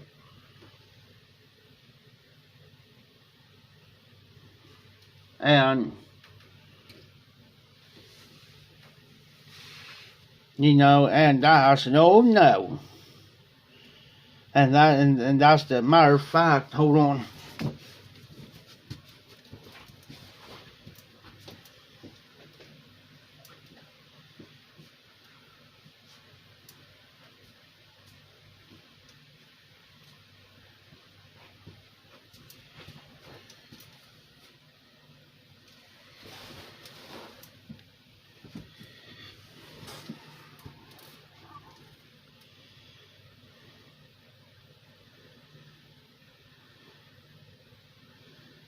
He passed away in 2014 of June, and I seen him probably about, the last time I seen him was probably about a week before that.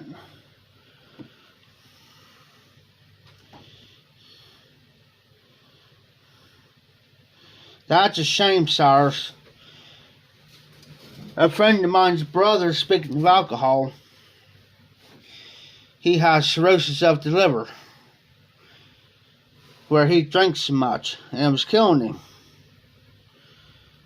Well, last time I seen him, he was with my friend of mine, their brother and sister, was at McDonald's. And I was standing on this side talking to her. She kind of looked at me and leaned over. She says, hey, Jeff, says, come here for a minute. I leaned up. She says, that's Jerry. Looked over. I said, you said what? She said, that's Jerry. I said, nuh-uh. She says, yeah. He stopped. I said, hey, Jerry. I don't know if you remember me or not. He looked at me and he kind of sat there and kind of looked at me. He looked at her and he says, Jerry, you ought to know him. That's Margaret's boy. He looked at me and says, is that you, Jeff? And I said, yeah, it's me.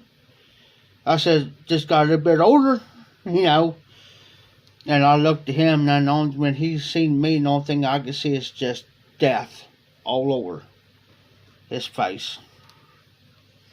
Death. He lived long enough. Their mom was dying too. He lived long enough to go see his mom pass, go to her funeral, and it wasn't long after like a week later, not even a week, passes away.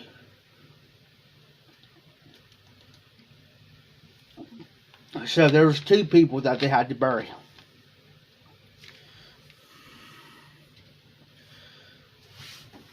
I drink, but not to the point of getting drunk, or I don't drink every single day.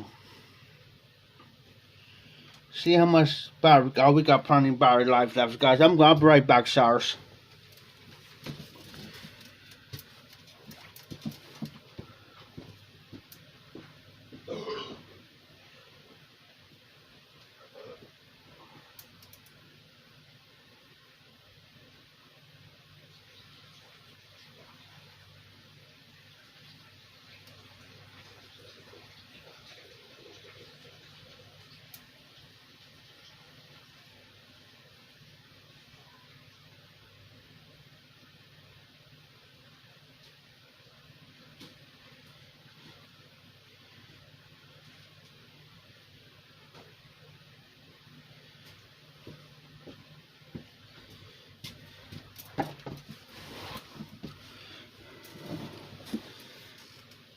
And sorry, I gotta use a Q-tip. I got some bug in my ear. I can't stand something bugging my ears. But no, if I drink, I'll drink a couple shots, or if I'm having a good day, I might drink about, here, the only time I ever drunk, this is about a 16-ounce glass. It's like a shot, it's more like a beer glass, but I call it my shot glass. Well, here the other night, I was up all night drinking. Now I probably drunk about 10 glasses out of Fireball. But it was the weekend. I didn't have nothing really going on. And I don't mind doing something like that every now and then, but not every day. Can't do it every day. But I've seen people that just can't handle the whiskey, or they can't handle the beer, to the point where they start getting ignorant and dumb, and that's when I tell them, get away from me. You know, now if you're there having, if we're sitting there having a good time, whatever, that's cool. But if you're going to do something that I know you're going to, if I see something before ahead of time when you start acting dumb and stuff like that, and start talking stupid, I get away from them, because it's going to lead up to something. It's going to get a lot of people going to hurt themselves, hurt somebody, or going to get a lot of people in trouble. I get away from them.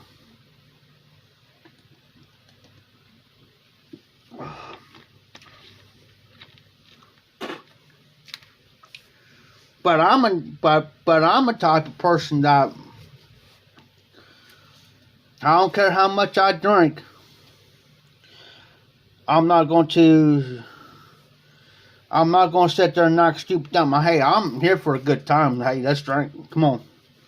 You know.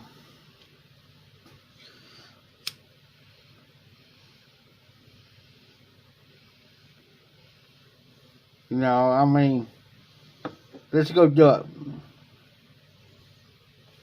I mean, I'm not going to sit there and knock stupid and dumb. I'm more like my dad. Every time my dad gets to drinking, and he gets pretty well lit, he's comical.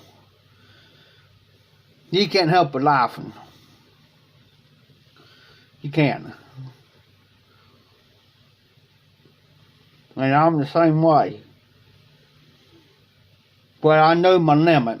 If I start, say like I'm sitting there doing mixed drinks with like Jack and Coke or Fireball Coke or something like that, but I take my time on it. But if I start feeling just a little tag on the inside, if I feel just a little bit warm, or I start feeling just a hair little bit weird, I stop. I quit. Now the beer, on the other hand, it's like beer for beer. But I'm not going to sit there and pound all of them.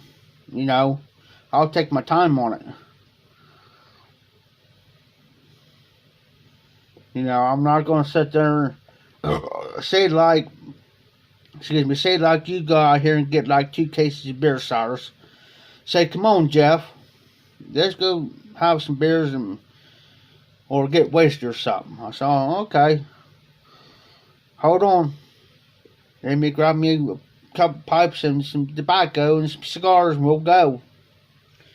I'm not going to sit there say, oh wow, you know, free beer, oh goody. You know, I'm not like that. I'll sit there and drink with you. I'll drink out beer, but I won't go with. But oh, cool, Cyrus. I'm a type of person. If I sit there and drink that bottle, and I'll set that bottle down, you know that bottle is emptied, I will not go over and grab another until you ask me. I'll drink that beer and set that down and say, well, Jeff, you want another beer? Well, yeah, if you, it's up to you, you know, because you bought it. Yeah, I said, well, it's up to you, you know, I'm always been that way.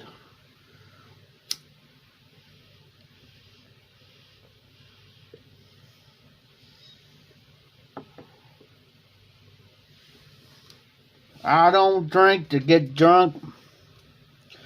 I don't drink because it's going to get rid of my problems, my worries, because it's going to be there tomorrow. I drink just to ease my pain and forget about it for a minute. That's the only reason why I do it.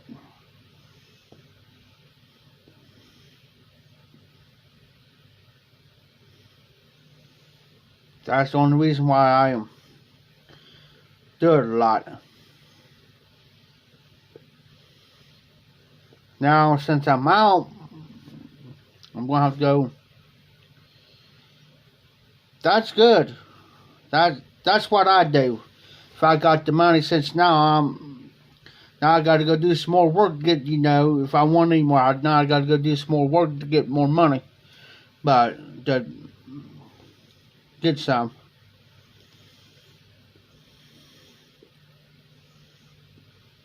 Because easy, if I got the money on me, that's how I work. Say like you buy a case and we start getting a little bit low, I'll go buy a case.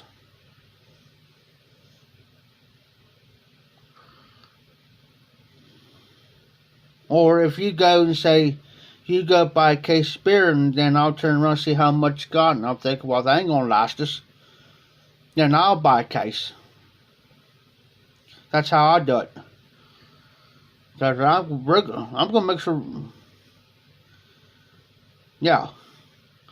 And other people, I buy. This is what I do. I buy those Bud Ice. They're like tall boys, 25-ounce ones. They're like taxing all $3.75 for 3 cans. So there's over a 6-pack right there. I'll buy 2 of them, comes $7.48. So there's over a 12-pack right there.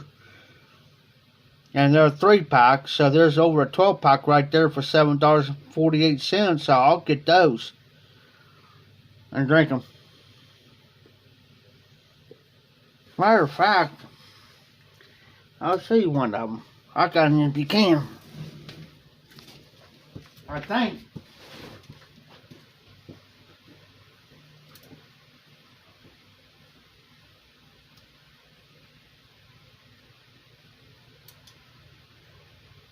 Oh no.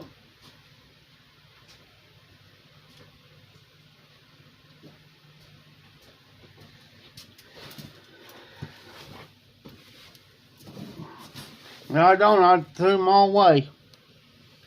Yep. The Old Crow that I get, it's only $5.13. I get a bottle about this big, and it's only 375 milliliters.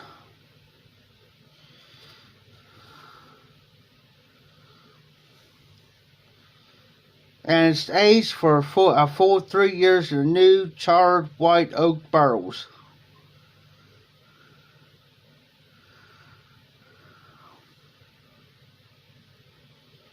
Claremont, Frankfort, Kentucky, USA.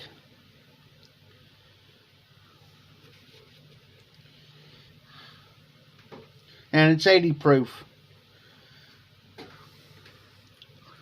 There's still a little bit in there too.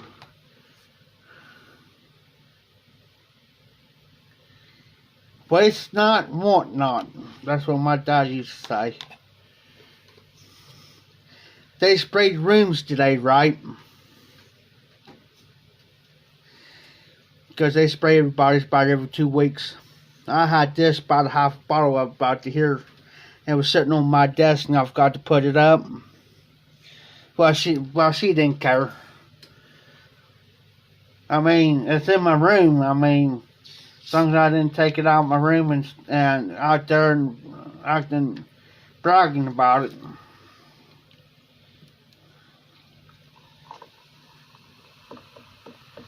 Put me a glass. I tell you, yeah, I'm still up on my refrigerator. Hold on.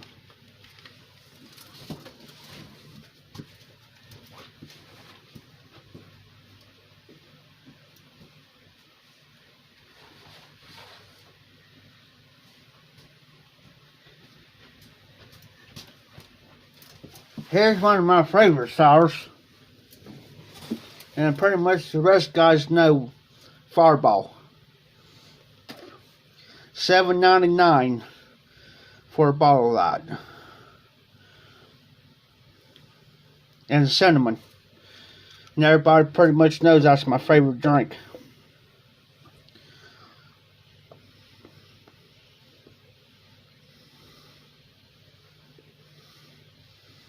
I never had the Jim Beam Black, but I just cannot do the Jim Beam, the regular Jim Beam. It's just for some odd reason. I don't care if I mix it. It gags me every time.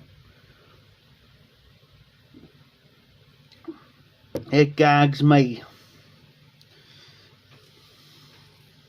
Between the Fireball, Old Crow, and Jack Daniels.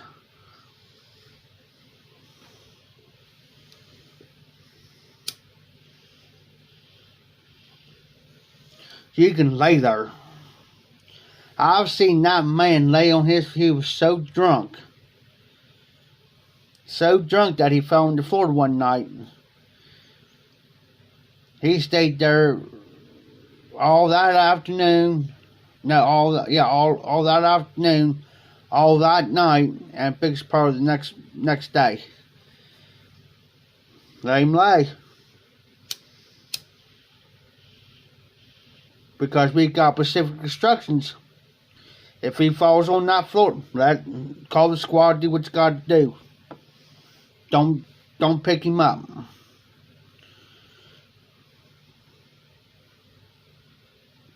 I said, well, yeah, I like Jack Daniels, the Black Label, number 7.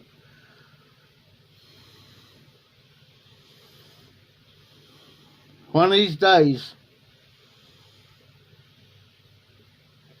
if I can go and the money's right, I'm going to get me a 5th and probably buy 2 or 3 bottles of pop. These type bottles. I'll go to the Dollar Tree because I can get almost a 3-liter. Get a couple of those. And,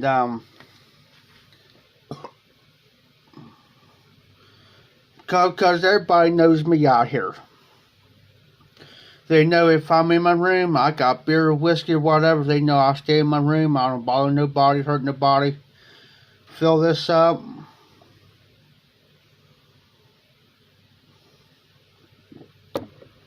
I like my bourbon. I don't know about Captain Morgan, because I never had Captain Morgan before. See, I gotta watch. I gotta drink what I know with my body, because I don't want to drink something because I had alcohol poisoning before, off of one natural light beer. One. Got alcohol poison off of it. So I have to watch which whiskeys too. I could drink about any beer except for natural light. And I know which whiskeys I could drink. Oh, there's been many nights here, Cyrus. There's been many nights I'll just sit here and have 1 or 2 of those, some beer. I drank one, matter of fact, last night. Sat here and drank the beer. And it was Tuesday night. And the only reason why I got that beer is because of my neighbor. Because I asked him, because he had beer on him. I said, because I didn't have the way getting into town and I wasn't planning on walking. Yeah, me too, Cyrus. I can't do scotch. I tried it one time, man. I thought I was going to hit the floor. And that there was just a baby shot, single shot. I thought I was going to hit the floor. And I asked him, I said, hey man, you want a shot? He says, yeah, I'll take one. So I gave him I just gave him a real tiny small and thought he was getting a double. And I said, well, I tell you what, since I give you a shot, I'll take a beer. He said, I'll go ahead and get you one. So I left before he got a drink out. It was just a small shop, about that small. He thought he was getting the big one, but he didn't. I gave him the small one. I left. And he's seen my bottle. He's seen how much I had left in my bottle. I hurried up, got that beer and hurried. I said, I'll be right back. I hurried up, got that bottle out of there before he saw it.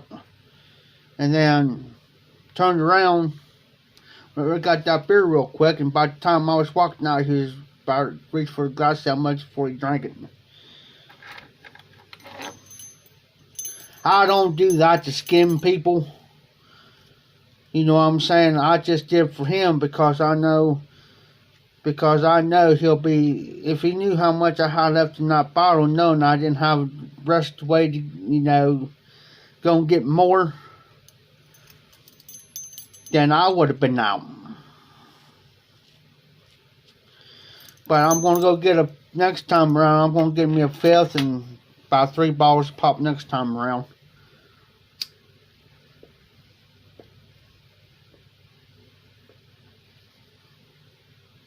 That's on that.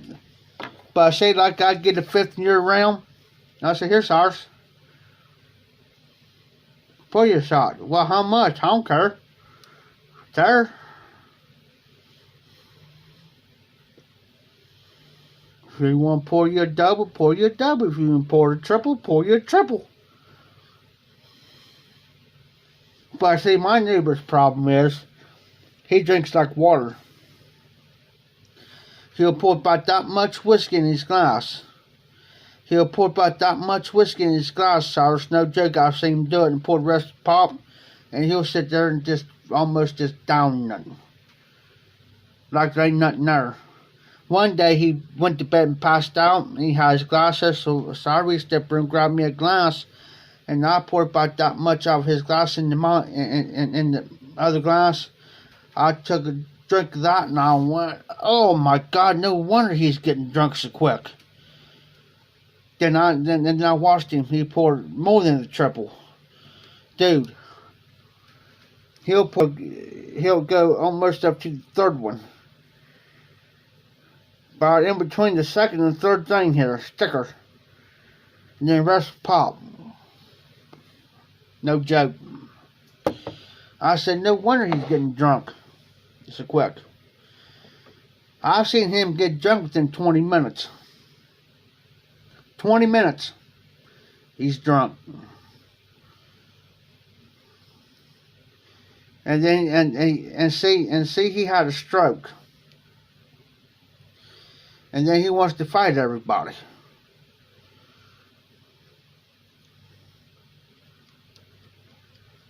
And I told him one day, I said, man, I said, you can't whip me.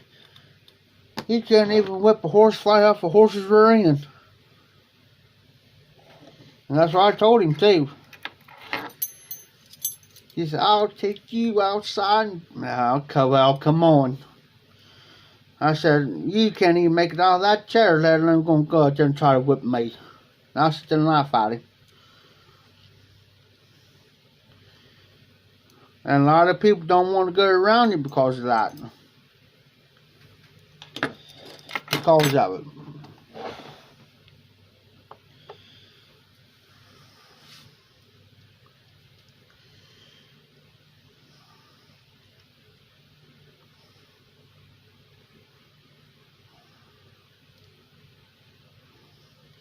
Some unknown reason that pumpkin ain't going all the way through for some unknown reason.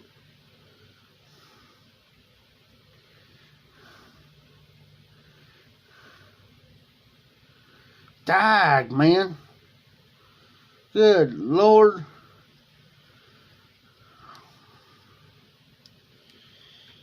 Whew. Well,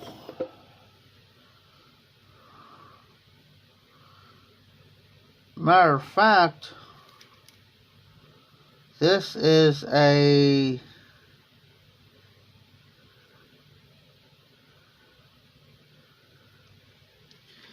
that's a pint, and this is a pint.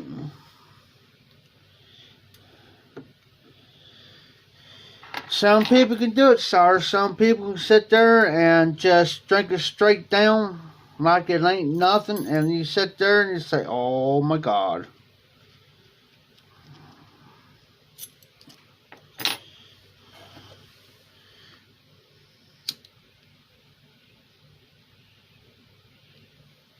I've seen people do it. Now, used to, when I was younger, I was be able to. Something like this here, that wouldn't have been nothing to me. Wow. Something like this here wouldn't be nothing to me when I was younger. Nowadays, I can't do it. Now, when I was younger, I could. But now I can't.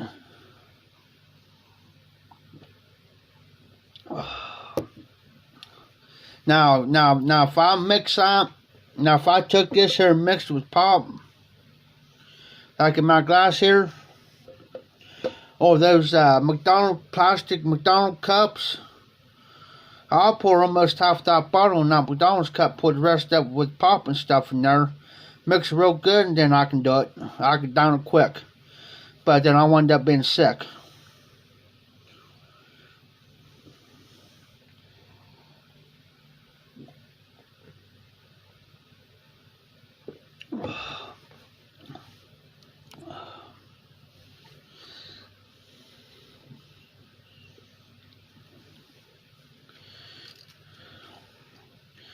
Well, that bowl's done.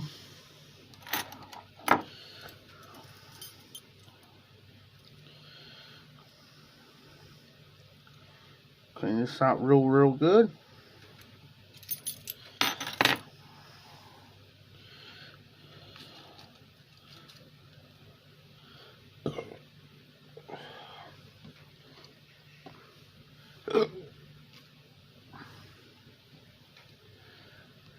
Yes, sir, hillbilly.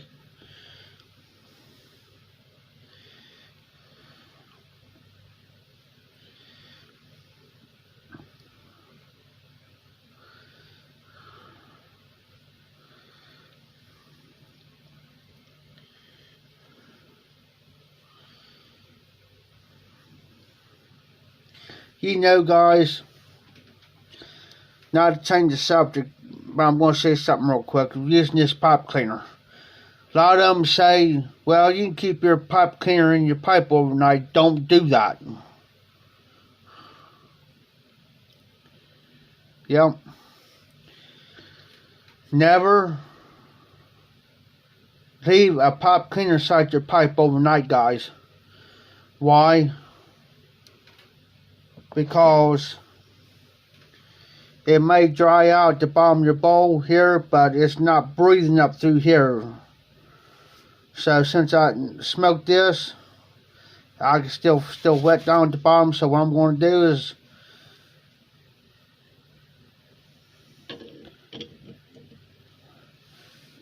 and I tell you what, I did that one time to one of my pipes, man. I pulled that out the next day, man. It stink.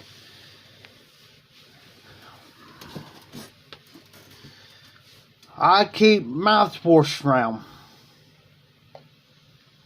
And the reason why I keep mouthwash around is because of it cleans my pipes. It's like a air freshener. You know what I'm saying? It's a if I'm cleaning my pipe with cleaner, and I pull pipe cleaner, and I pull that out, and I can not up to my nose, but far about right here, and I can smell that pipe cleaner starting to get that sourness. It's time for me to clean it, boys. Well, I gotta pull this back out. My drawer. I get the cheap mouthwash, guys. This is what I use for my pipes. So what I'll do is I'm gonna keep that out.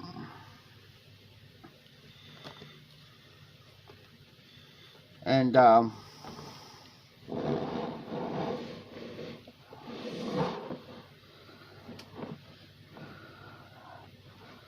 I'm gonna have to readjust my things again. Yeah, you can use vodka, anything that don't got any type of whiskey that doesn't have any flavor to it.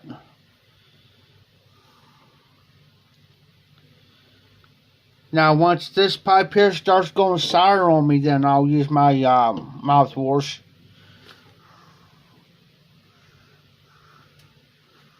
What I do, guys, even though I dip it in there, but I put a little bit in this here, then use it that way. Then once I do that, and if I know I ain't gonna smoke that pipe for about 2 or 3 days, I'll set it, let it set and let it dry out. That's how I do it.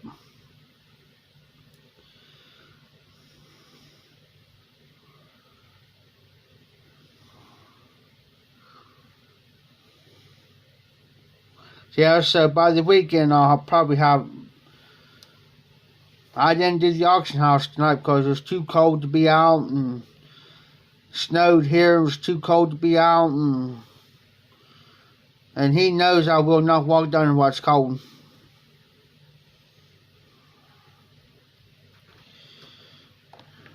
So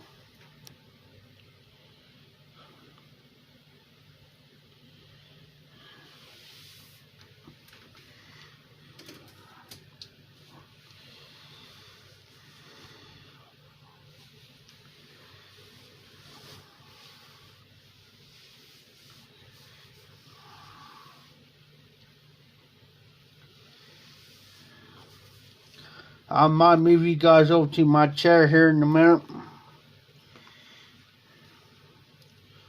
so I can stick you guys on charge, because I'm not going to unplug and try to fight. Yeah, it kind of snowed this evening here. Yeah, I'm not going to try to fight unplugging my charger from over here and try to plug it underneath my thing here, so I'll just take you guys over there. Just give me a minute.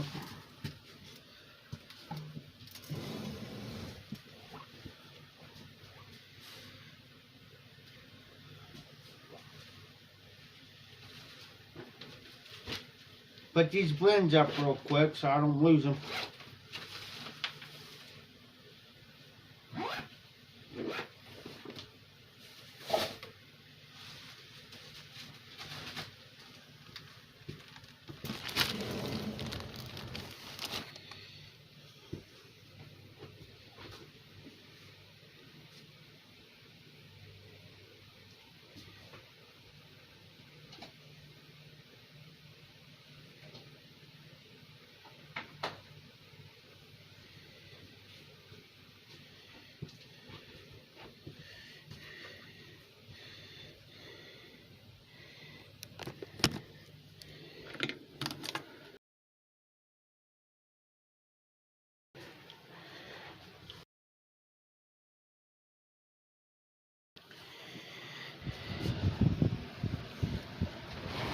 Oh.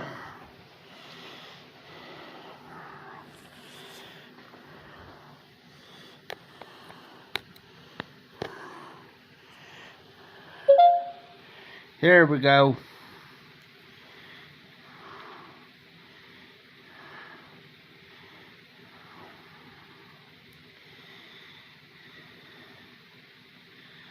Yeah, I left my light on over.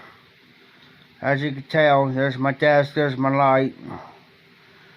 If you see my house stayed hot. That little thing on the wall is my carbon monoxide, yeah, my CO beeper. So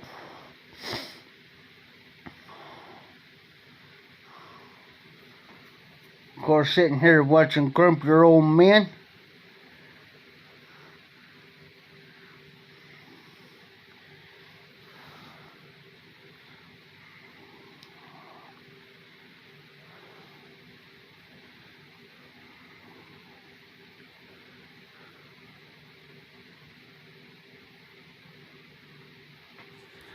Go blue.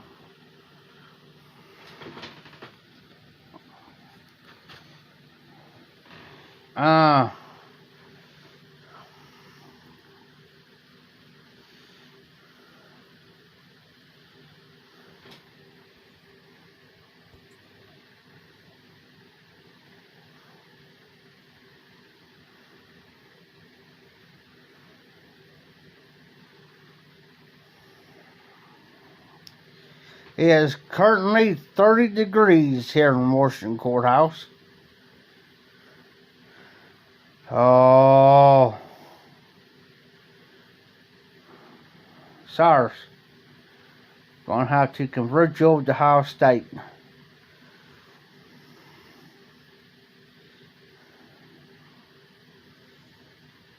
I'll be scared to convert you over.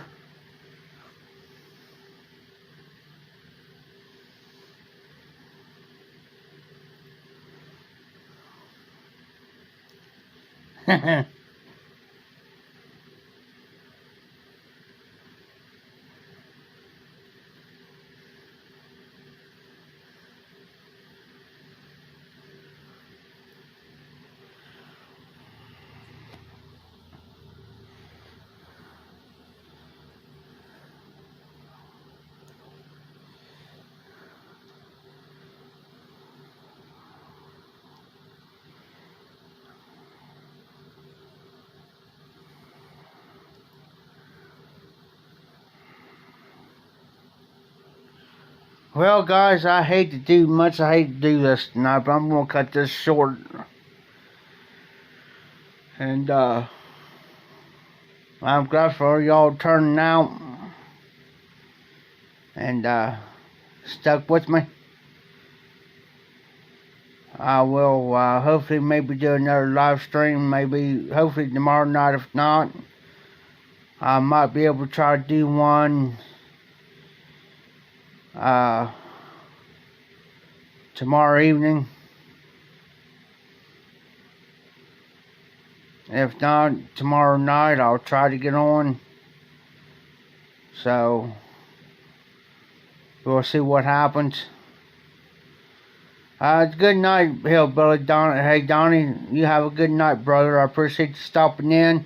I appreciate you guys sticking out as long as you did. And I know this is a regular work week, so I tried not to make them too long. So, you guys be careful, be safe, be well. I will see you on my next live stream. This is the High Piper. Keep them lit, keep the embers burning, and y'all take care.